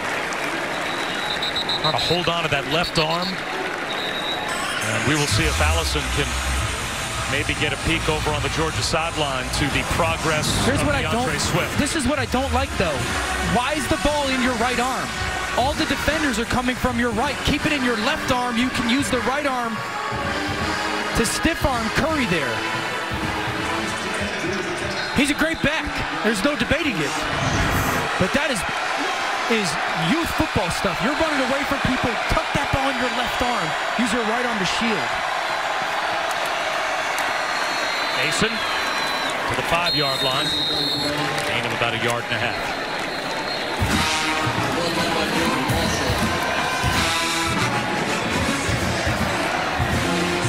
We talked about Georgia Tech offensively a little bit and kind of what they like to do. This is certainly an opportunity to take one of those shots. Maybe to Malachi Carter, someone that you feel can potentially win on a route, utilize some play action, protect your quarterback, and take one of those big shots. Tipped ball!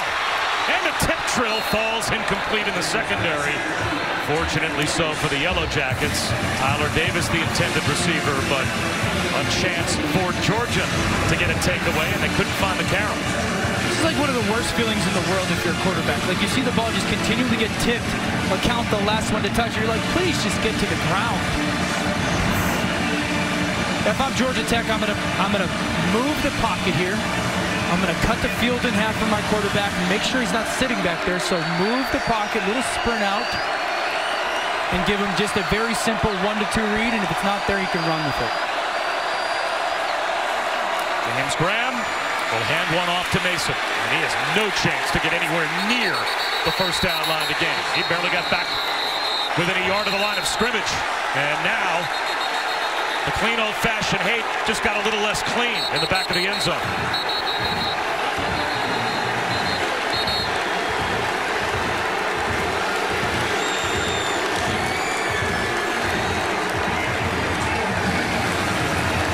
I like it, 73.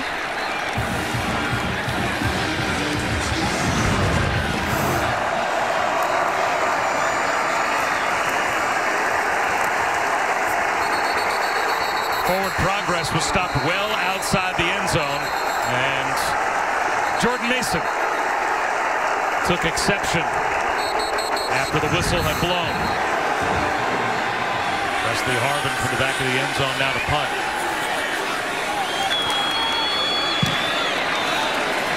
Flags down at the line of scrimmage.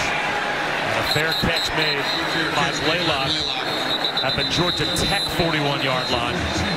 We have multiple flags thrown, 4 of them in all over the field.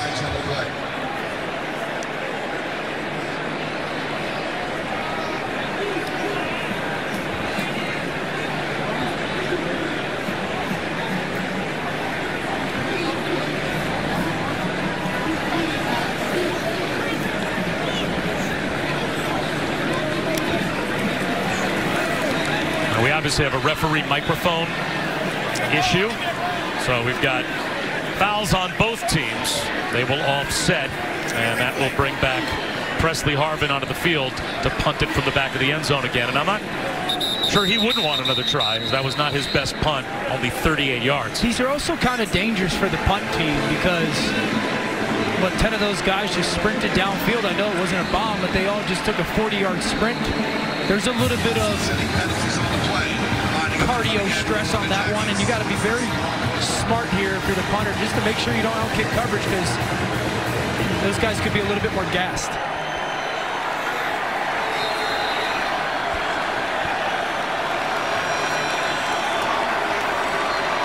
Dominic Blaylock isn't worried that Harvin's going to get off a good one. He's at the 45-yard line of Georgia Tech.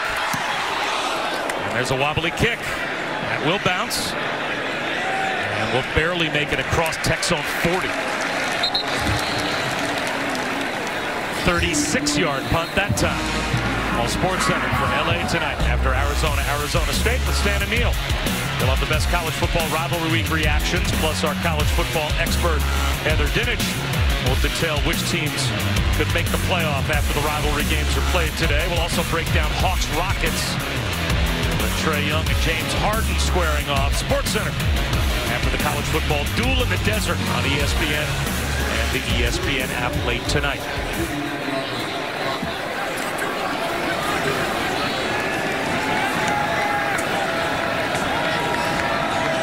Zamir White in a tailback with DeAndre Swift hurt on the sideline. Cook in motion, Vaughn looks that way and instead takes a shot to Pickens. Wide open for a walk-in touchdown.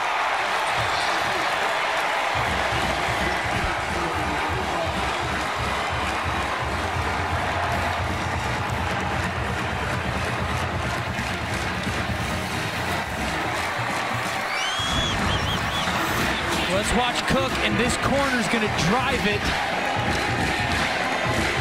That's what allows Pickens to get wide open. That corner, seeing that bubble motion come, anticipates, and it's a nice job by Pickens of throwing that hand up. Remember, they had run that play in the first half and had kicked it out to James Cook. The corner jumped it, easy touchdown to George Pickens to finish off. A quick drive for them. 9 different people touched the football. That was the goal today for Georgia. Tobias Oliver. 10-yard line, he's brought down. Prather Hudson makes the stop. Guys, DeAndre Swift is sitting on the trainer's table. He is holding that left shoulder. It's a left shoulder injury that will keep him out the rest of this game. He's got the shoulder pads off. So that is a big concern heading towards next week's championship game for Georgia. They seem to have this game comfortably in control, but no Lawrence Cager, maybe no DeAndre Swift. I'm not a lip reader, but I think he just told the teammate they said it wasn't bad. So, I mean, just off that, could be a very good sign of what could be a not great situation for him. Tyler Davis. He picks up about 2. And by Tyson Campbell.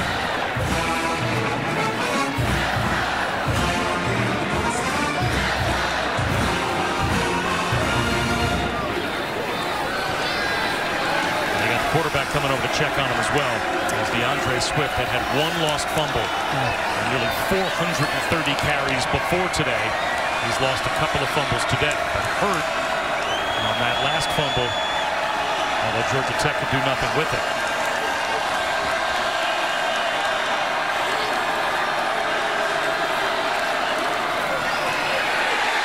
His run game's got no chance against that defensive front. Jordan Mason shut down behind the line again.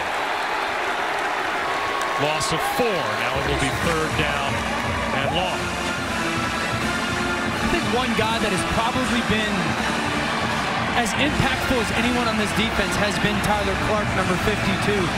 His movement, his quickness off the ball has been so spectacular all season for this defense, and it's allowed some other guys to get one-on-one matchups. He's been a really good player for them. Still think Georgia Tech should try to work the middle of the field here like they did early on in that beginning part of the first half. Sprint down for Graham. To the sideline. Malachi Carter had it go right through his hands. He got walloped by Eric Stokes. That's another 3 and out for Georgia Tech.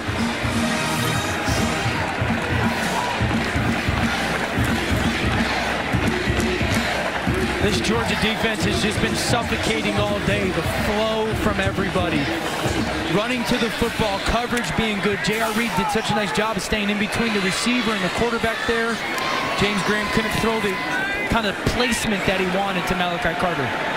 Much better kick this time for Presley Harvin. Blaylock to midfield. Still on his feet. All the way down inside the 35 of Georgia Tech. A 31-yard punt return for Dominic Blaylock.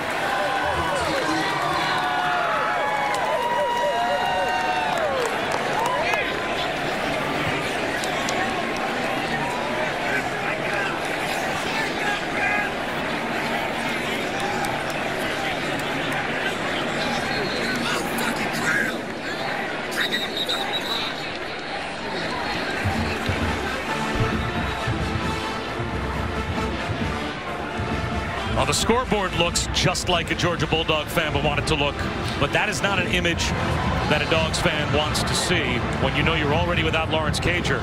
DeAndre Swift, and it's a left shoulder injury according to Allison, and he is done for the rest of the day at least. Hopefully, whatever it is, it's not serious enough.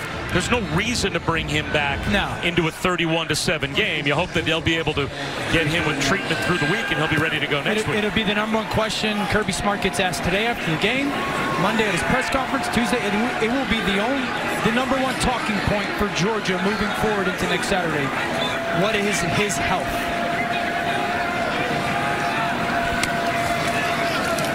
Screen pass, James Cook. Dalvin's little brother weaving his way for a first down into the red zone. Well, guys, Jake Fromm came over to check on his running back, DeAndre Swift, spent about a minute with them, and then he turned to that guy who just caught the ball right there, James Cook, and said, hey, I'm going to need you. Well, he wears number 4 for a reason.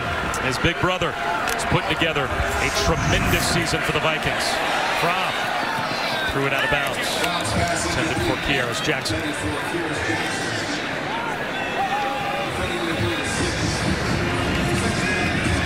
Well, James Cook is a guy that they wanted to get touches to coming into today, and it was really like we got to figure out the package that is good for him. We've seen him kind of stretched out as a receiver a little bit. They've handed it off to him. Jet sweep. He obviously opened up Pickens for the last touchdown. There's a lot of good things that they can do with James Cook, putting him on the field. And if DeAndre Swift is healthy, both of them at the same time, that will stress defenses. Simmons on the end around. Little high step down the sideline. Georgia is back inside the 10-yard line once again, 1st and goal. I mean, I think going into next week, I know that Georgia wants to run football, and that's who they are, and their offensive line is dominant. But I think that they need to utilize those guys out in space a little bit next week. Like, get Cook out on the perimeter. Get Swift as a pass catcher out on the perimeter. We've seen Tyler Simmons do some nice things. I don't think you're just going to line up and go, here comes 2 tight end personnel. We're going to run our basic run game and think that you're going to be able to hang 30, 35 points and win next weekend. So I do like some of the stuff we've seen on the perimeter today by this Georgia offense. Pickens looking for back-to-back scores. It'll be 2nd down and goal. And this is the reality. And people don't like to hear this, but this is why George Pickens hasn't grown to. That's a bad route. He runs to the front pylon, and there's nowhere to throw the football. Calvin Johnson, we talked about him. Calvin would just go straight vertical, and he would run to the back pylon, but leave you 3 or 4 yards to the sideline. And then as a quarterback, I can throw 3 or 4 different balls. Jake Fromm had no option there. That ball had to get thrown away, and that's going to show itself next week, is what receiver, when they're lined up there, can run the right kind of route and give me options.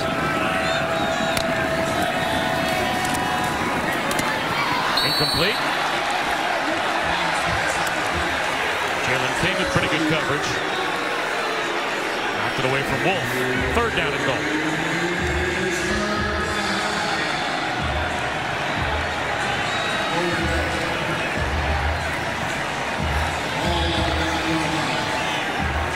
I think they need to get into some kind of, stack or bunch and bring somebody to the back of the end zone. I want to see someone that can get 2 yards from the end line and throw a ball up high, make safeties jump up on something shallow and throw a ball up high right in the back of the end zone. Fromm floats one. Perfectly timed for Blaylock for the touchdown.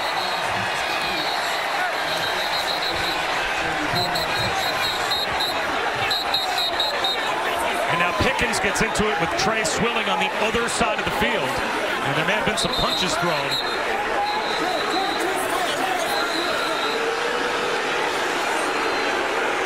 And if punches were thrown, then ejections will be had.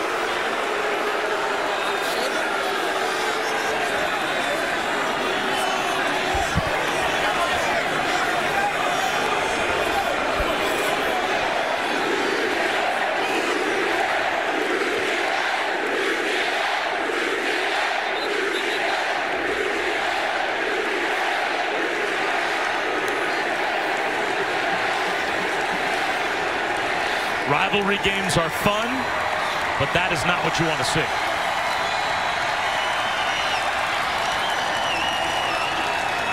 Now the officials have to sort this out, and now it becomes who saw what. Yeah. I think that Georgia fans are going to be upset. The reality is I think they're going to be upset once the officials do what they do and everyone sees what happened on video. Because the reality is it's going to hurt the football team.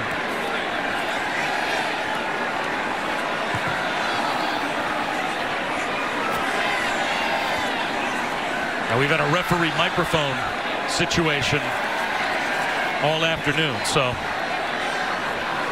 I don't know we're going to get a clear explanation here. We'll see.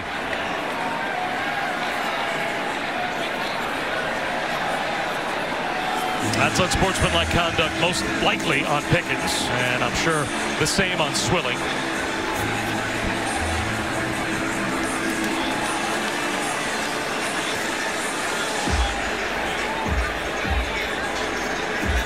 And there's the disqualification signal. So it looks like Pickens has been kicked out of the game for throwing a punch. All right, let's look at the touchdown. It's a great job of Fromm getting through some reads and again finding the back of that end zone right there, and a nice touch ball to Blaylock. But let's watch the fight. This is why it's selfish. Okay, watch the right hand for Pickens come in. Okay, that's not good. Wow. And here's the thing, I get it, emotions run high. Guess what? Trey Swilling doesn't have a game next week. George Pickens does. George Pickens probably not going to be playing a part of that football game. And that hurts the Georgia football team. So is it selfish? Yes. You put yourself in front of the football team in that moment. And is it hard to handle it with all your emotions? Absolutely. So Pickens is done. And without a referee's microphone, of course, we're not able to hear if the same was said about Trey Swilling, but didn't look like Trey Swilling got the thumb. It was just Pickens that right now is being taken back to the Georgia locker room. So after a first half benching for what Kirby Smart said was a team matter for George Pickens, he doesn't get through the third quarter before a fight gets him kicked out of the game. And it's selfish. I don't care who started it. I don't care. It doesn't matter. George Pickens, as a young kid, I get that, but he has to have composure in that moment and think of the Georgia Bulldog football team and not him just proving how tough he is.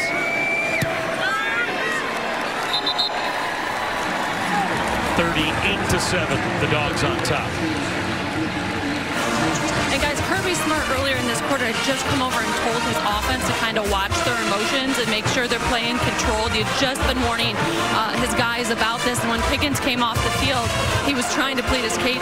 Coach Smart saying, he punched me in the throat first. Yeah, he did. I get that. But everyone knows, like, then let Swilling get the penalty. And you show some maturity and some growth. I get it. You guys are hand fighting, and that mush to the face is not cool. But you got to know in that moment, you can't retaliate. You're going to miss the first half of the SEC title game next week when your team needs you because you wanted to get yours. And again, Trey Swilling isn't going to get penalized next week. They don't have a game. Georgia has the most important game, arguably, of the college football season. It's just, listen, because that is truly a playoff game. You got to figure the winner of that game, they're moving on. The loser of that game might be on the outside looking in, depending on what happens with the rest of this rivalry Saturday and the other championship games next week. I've had multiple coaches always prepare us for those moments and say, what your ego cannot get in the way of what's more important for the football team. And George Pickens' ego got in the way there. Let's check in with Cassidy. And it's good to see that he's healthy, right? I mean, that is... He didn't look healthy. Yeah, but it's, I mean, obviously healthy enough to throw a perfect throw. He's gutting it out, but he didn't look like himself. Beat down Michigan. Thinking of that game, like in the fight we just had, that reminded me of the Charles Woodson, David Boston, remember, altercation. But that was a quick one. There was a couple jabs thrown, and it was quick, and it was obviously a different time 20-something years ago. And it looked like we have a technician out on the field from the house here at Bobby Dodd Stadium trying to fix the referee's microphone. Now we've got a line of communication back. Hopefully there won't be any reasons like the one we just saw to use it the rest of the way. But still a lot of time to go in this game. 4.5 minutes to go in the third quarter. James Graham running to the sideline. Looks like he'll pick up about 3. Run out by Walter Grant. I think that's a really good play by Walter Grant, because when I saw him hunting there, I was going to be out, because that was going to be a late hit on the sidelines. And so just in those moments, really good kind of situational maturity to pull off and not take a dumb penalty.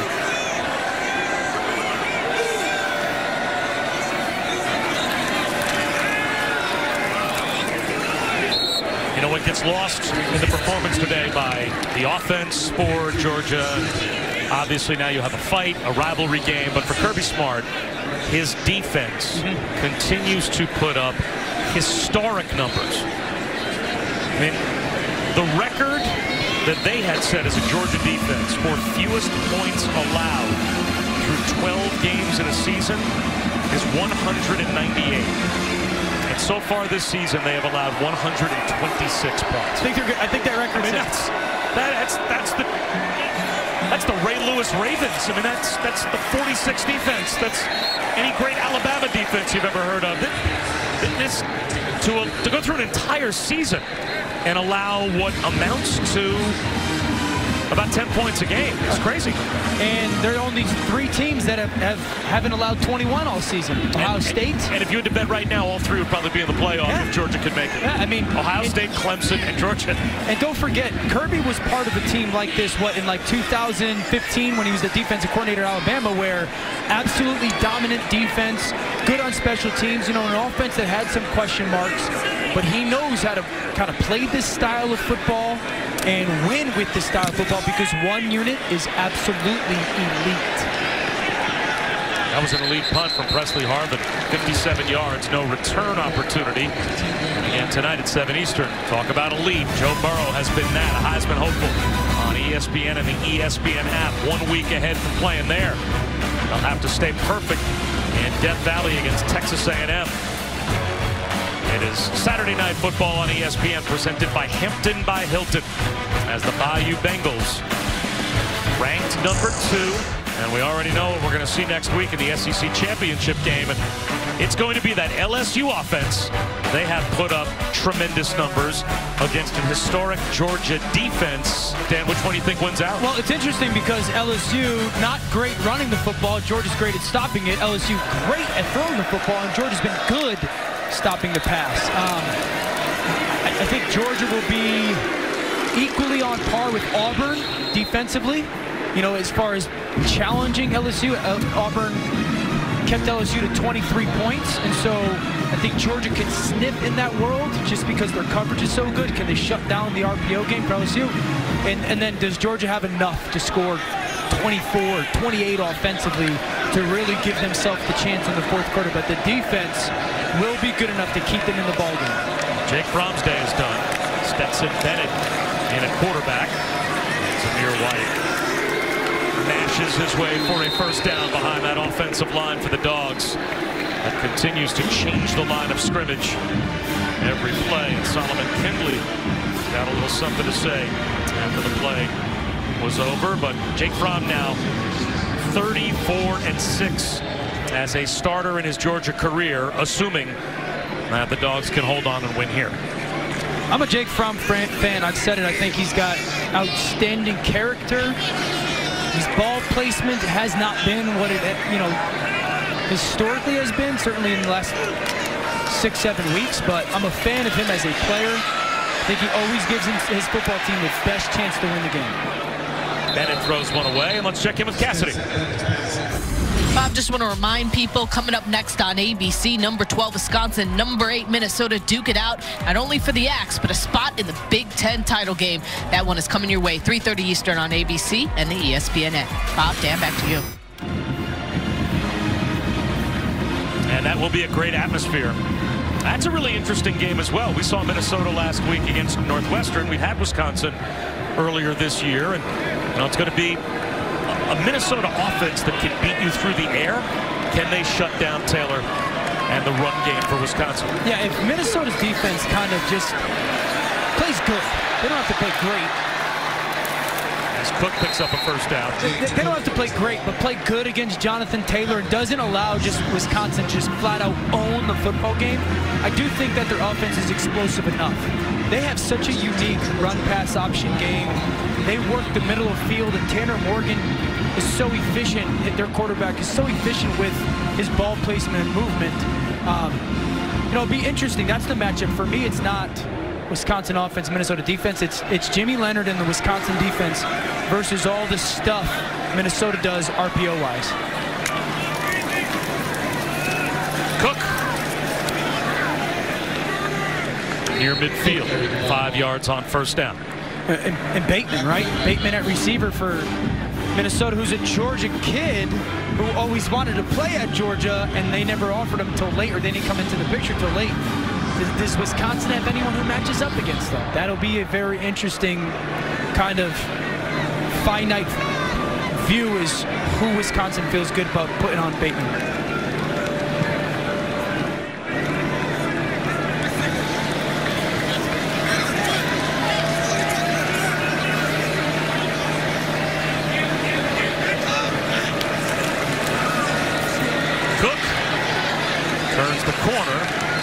picks up the first down, and that should take us to the end of the third quarter.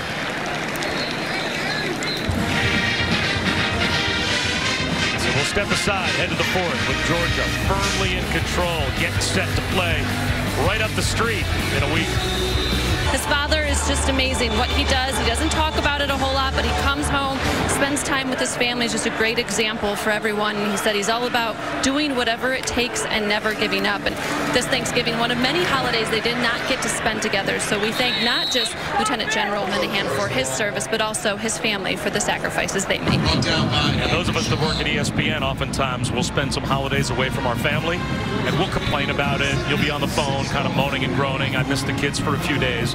And then you realize that those who serve, they miss all of the holidays, and they miss months and at times years. And we can't thank them enough for their service. Amen. Oftentimes so we can enjoy it, right? Like we can enjoy it. Words are never enough for the sacrifice of those who serve. Just consistently saying thank you and thank you. Zamir White bottled up behind the line. Looks like he lost about a half yard, so it'll be third down and a long 6. I think as this game has gone on, the really interesting thing is number 4. To me, it really is James Cook and all the different stuff that they have done with James Cook. Make no bones about it. Like, that is going to be a part of this package moving forward for them next week. But you'd have to imagine that James Coley and this staff have other stuff off of it. I talked about it often today, that they're going to be able to show LSU some stuff, and there's going to be other wrinkles to just some of the formations or ways they've used number 4 today. Stetson Bennett with a chance to put one in the air. Sidearms one easily for a first down. Landers knocked out of bounds just shy of the 15-yard line. Gain of 26.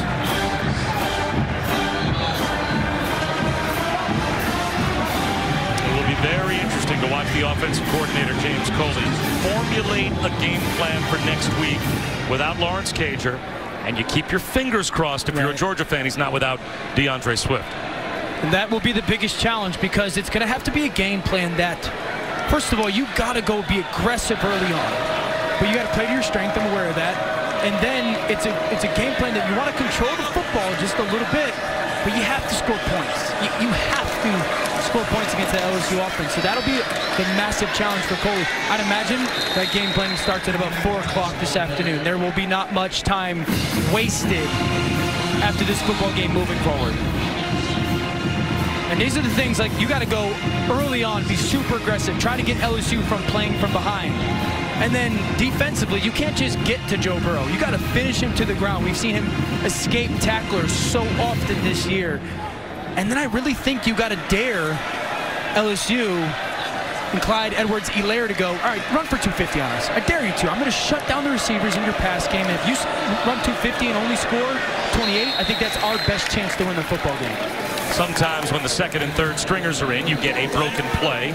And that is certainly what we just had with the true freshman running back Kenny McIntosh going one way. And the redshirt sophomore quarterback Stetson Bennett thinking he might go the other. I still think these are important reps for the skill people on the outside. These are important reps for Matt Landers and Dominic Blaylock and Kearis Jackson. You know, see the coverage the right way, run the route concept the right way. You know, there's this slot down here. Can you guys work your combo the right way that we want you to? And it looks that way. They're going to lob one towards the end zone for Blaylock. He draws the penalty flags. As Christian Campbell tripped up Dominic Blaylock. But that's why these reps are important. I love that, because Blaylock won. He won at the line of scrimmage. That forced a penalty. Pass interference, defense number 10. Penalty results in an automatic first down. Like, watch Blaylock in the slot here as he wins, okay? He's going to run this little fade. That's the matchup. Now watch how he wins and gets outside the DB. Okay, continue to fight through that contact and draw that flag. It could have been easy for him to go inside and run a bad route. We're up 38-7. You can't get these reps back, and that was really good by a young receiver of taking advantage of the opportunity and putting a good rep on tape. Kenny McIntosh back in the pistol formation behind Bennett on 1st and goal.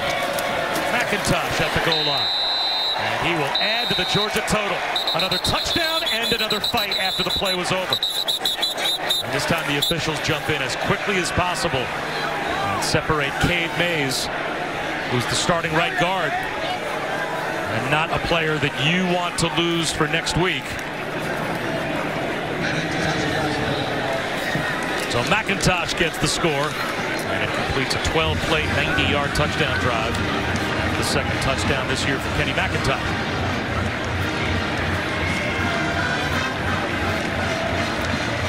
Cade Mays is one of those Swiss Army knife offensive linemen. He's played all up and down the offensive line. You don't want to have him fall into the George Pickens trap. Yeah, but you know what my favorite part about him? His favorite country music singer is Luke Combs. You know nothing about it, but he's a big-time offensive lineman, and he loves Luke Combs. I'm a fan of 77. Cade and I are right on the same wavelength.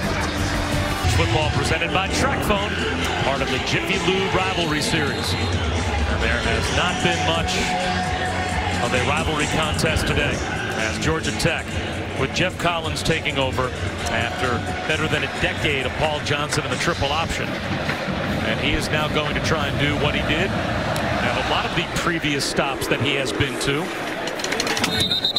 and recruit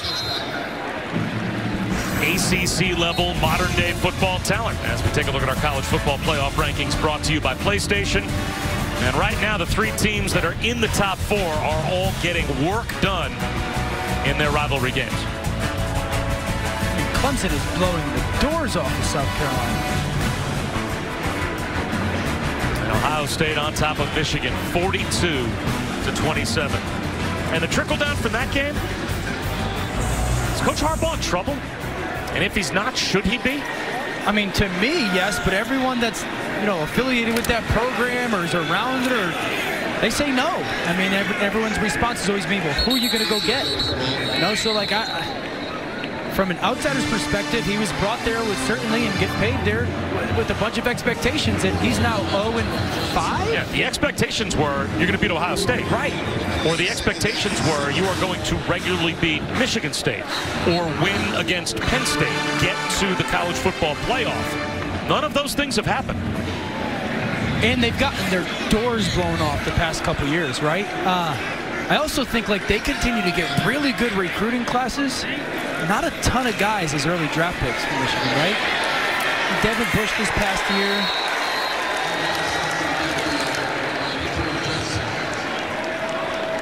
Rashawn Gary was an early draft pick, but certainly no one on the offensive side of the football that's been an earlier draft pick for Michigan. Georgia Tech has 10 3-and-outs and only 7 points on the board. Yeah. And I'm surprised that what we were told, at least yesterday, would be some shots taken haven't shown up. There have not been, in a game where it's lopsided towards Georgia's side, the ball has very rarely, if ever, been pushed down the field. Yeah, I mean, I think that at some point you move on from a quarterback and think about putting in maybe number 13, Jordan Yates, a freshman. You know, give him a chance to get some game action against Georgia. And now heaving it to the sideline. That might be intentional grounding called on James Graham. We'll see if they drop the flag out. It looked like he was still inside the pocket. I'm not sure that there was a receiver in the area. Adam Anderson came on a blitz, but I guess the officials are going to, in their own way, wave the white flag with Georgia on top 45-7. And obviously not a great showing by Georgia Tech today.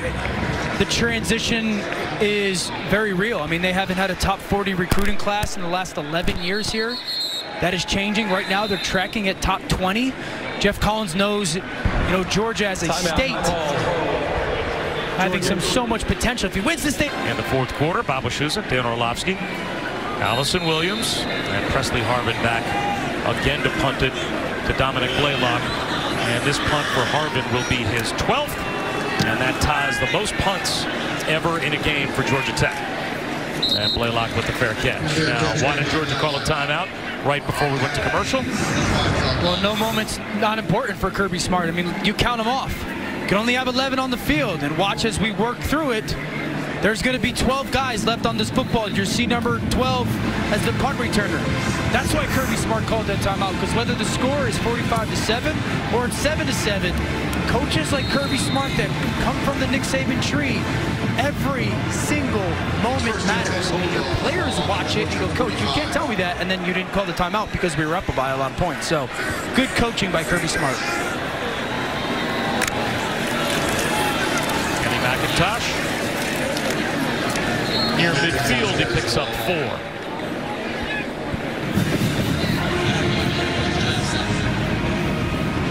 I think now you're probably looking at a complete backup offensive line for Georgia. So, I mean, you got to walk away feeling good about many things. I mean, relatively healthy. Obviously, the biggest question is number 7, DeAndre Swift, but the offensive line gets out healthy. Quarterback gets out healthy. You got to deal with 7, and you got to deal with 1, Pickens and Swift, but some good stuff put on tape by some young players. And you're getting in the fourth quarter healthy. McIntosh again. He's a couple of yards shy on the first down. Let's check in with Cassidy. Bob, coming up next, will number 8 Minnesota have an answer for Jonathan Taylor? Number 12 Wisconsin. Taylor has rushed for over 200 yards in 3 straight games. Big one in the Big Ten. Next on ABC and the ESPN app. Bob, Dan. All right, Cass, thanks very much. It'll be fun to watch that game on Wisconsin. Row the boat. Who ends up in the Big Ten championship? We'll find out. 3rd down and 2. Quick hitter out on the edge. And unable to get the first down. Tommy Bush comes up short. Now it's 4th down and about a yard, and it looks like the punt group is going to come in for Georgia.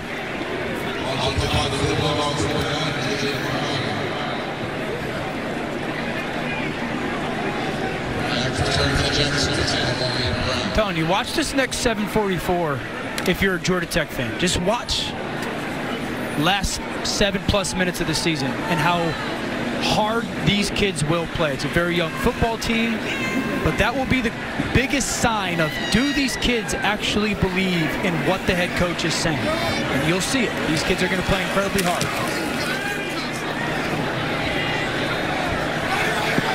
Camarda does exactly what you want him to do. Although he is hurt, got shooken up and contacted behind the line. And he hops up with a limp. Really good 1-yard line. It looks like he did. Check that. They got it to Jamias Griffin. But DeAndre Swift, with a shoulder injury on his 2nd fumble of the game in the 3rd quarter, left the game and took his shoulder pads off, and he has not left that trainer's table since leaving the game midway through the 3rd quarter. I do think he's been sitting there for a while, and I do think it's a good sign that he's not in any kind of sling. There's not wrapped up or anything. I mean, I would assume that's a good sign.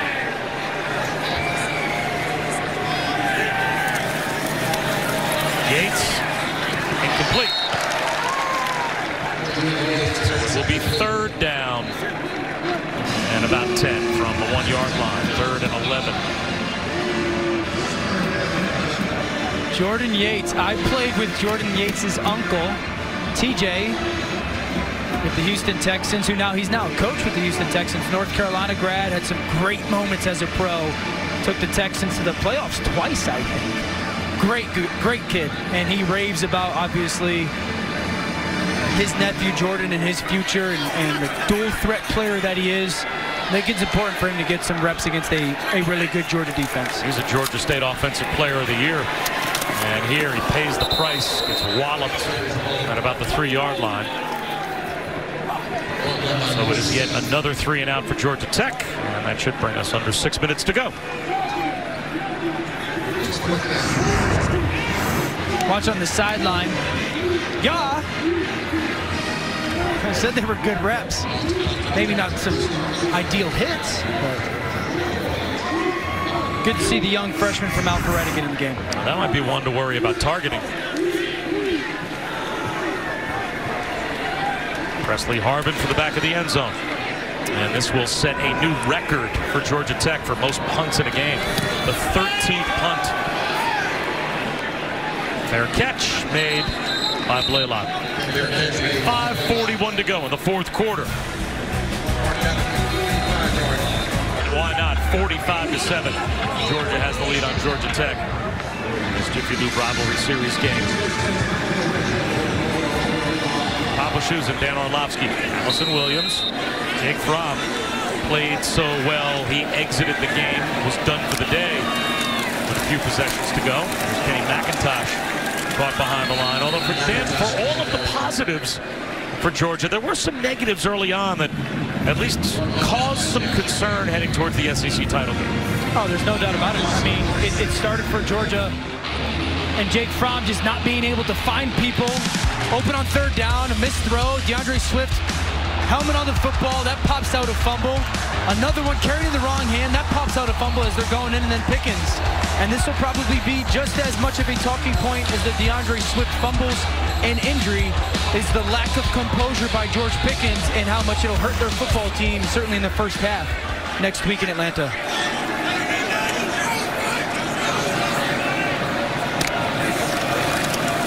McIntosh almost broke free.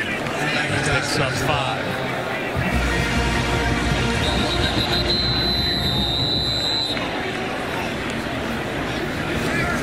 Demetrius Knight, true freshman linebacker for Georgia Tech, is down.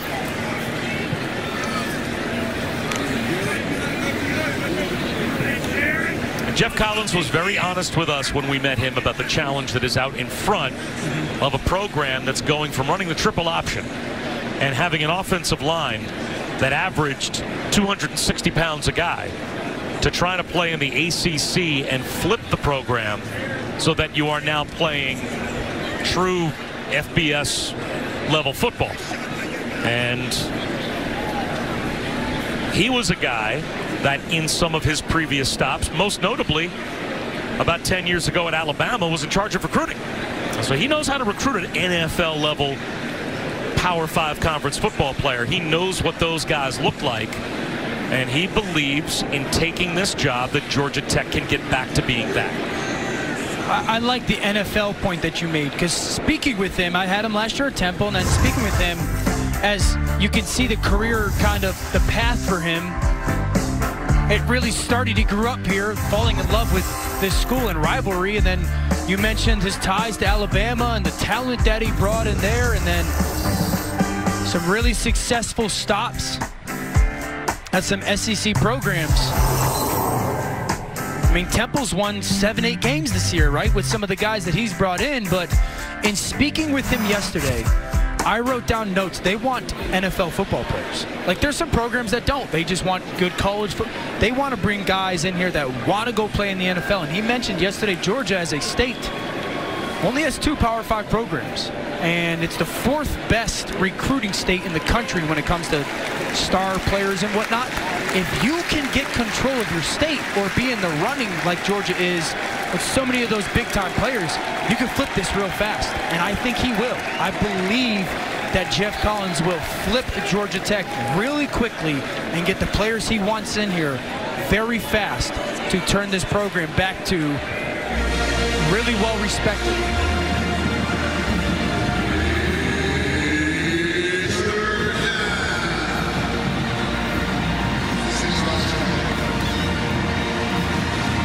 For a long time, and credit to Paul Johnson, because he obviously is an outlier, wanted to play his system. He recruited to his system, and the triple option here and at the academies would become a constant upset possibility for so many of the national powers, because it's just impossible to practice against it. Yep.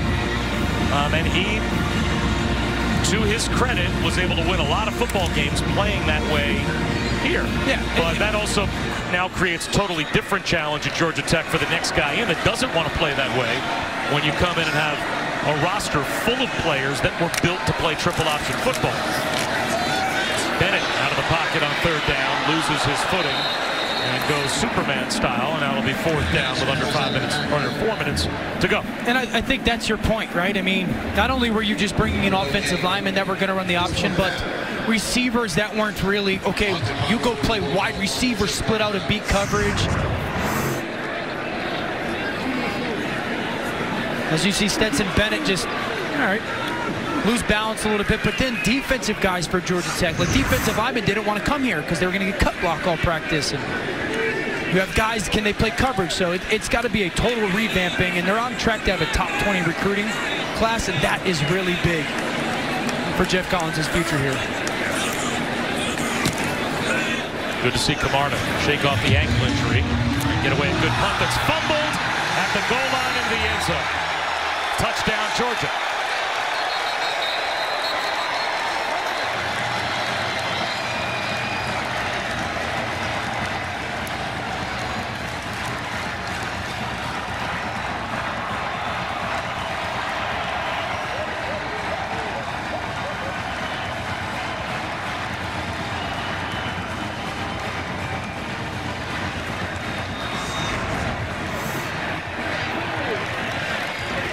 Trying to go make that catch on the punt return. Amarian Brown fumbles it into the end zone. Not the best day to be a Yellow Jacket.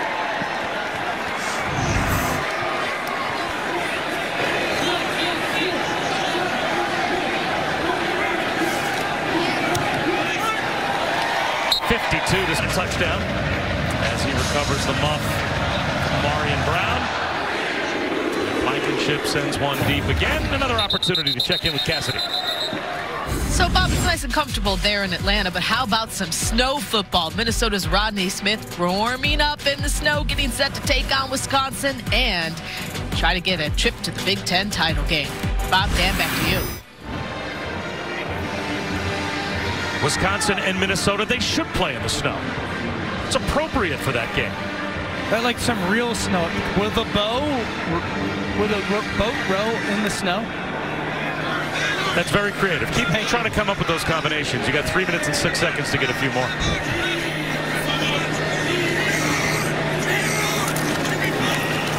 Miles Griffin gets tripped up, or he might have had a lane all the way to the end zone. True freshman picks up 16.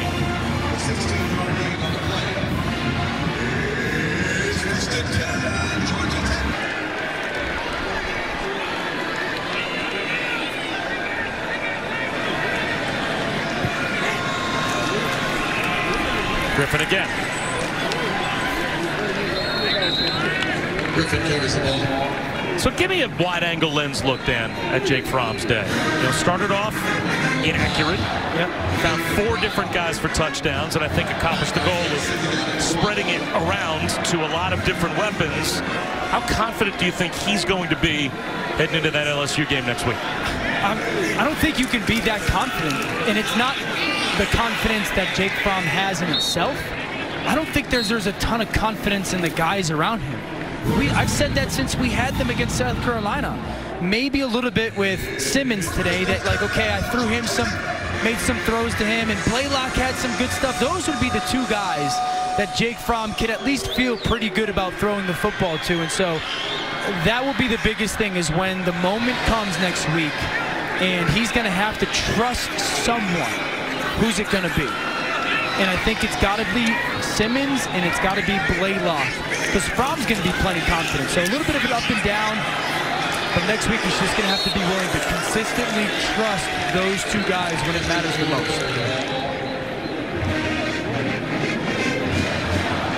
And of course, I would imagine that they're really keeping their fingers crossed, not only for DeAndre Swift, and that his shoulder injury is not that serious, but they know they're going to be without Lawrence Cager next week. If they could find a way to pull off the upset and beat LSU, then you've got the better part of 3.5 weeks to rest your best skill guys and maybe not work them hard in practice and get them through a recovery period so that you're at full strength if you make it to the college football playoff. Yeah, I mean, if they win next week, they are in. And listen, they haven't gotten turnovers defensively this year, but they've been so good. I mean, you want to see if you're looking at something that might be able to help you swing that game and pull off that quote-unquote upset, punch at the football, get your hands on it. Those defensive linemen have to do a great job of shedding blocks, and in the run-pass option game, getting their hands up, maybe tip a couple balls. And let that dominant defense get some turnovers for their offense to steal some possessions. Well, that defense makes one last tackle at the line of scrimmage, and that should take the clock down to all zeros. And Kirby Smart, Jake Fromm, and the Dogs will celebrate a win in their rivalry game over Georgia Tech. The final score from Atlanta, 52-7. Georgia beats Georgia Tech.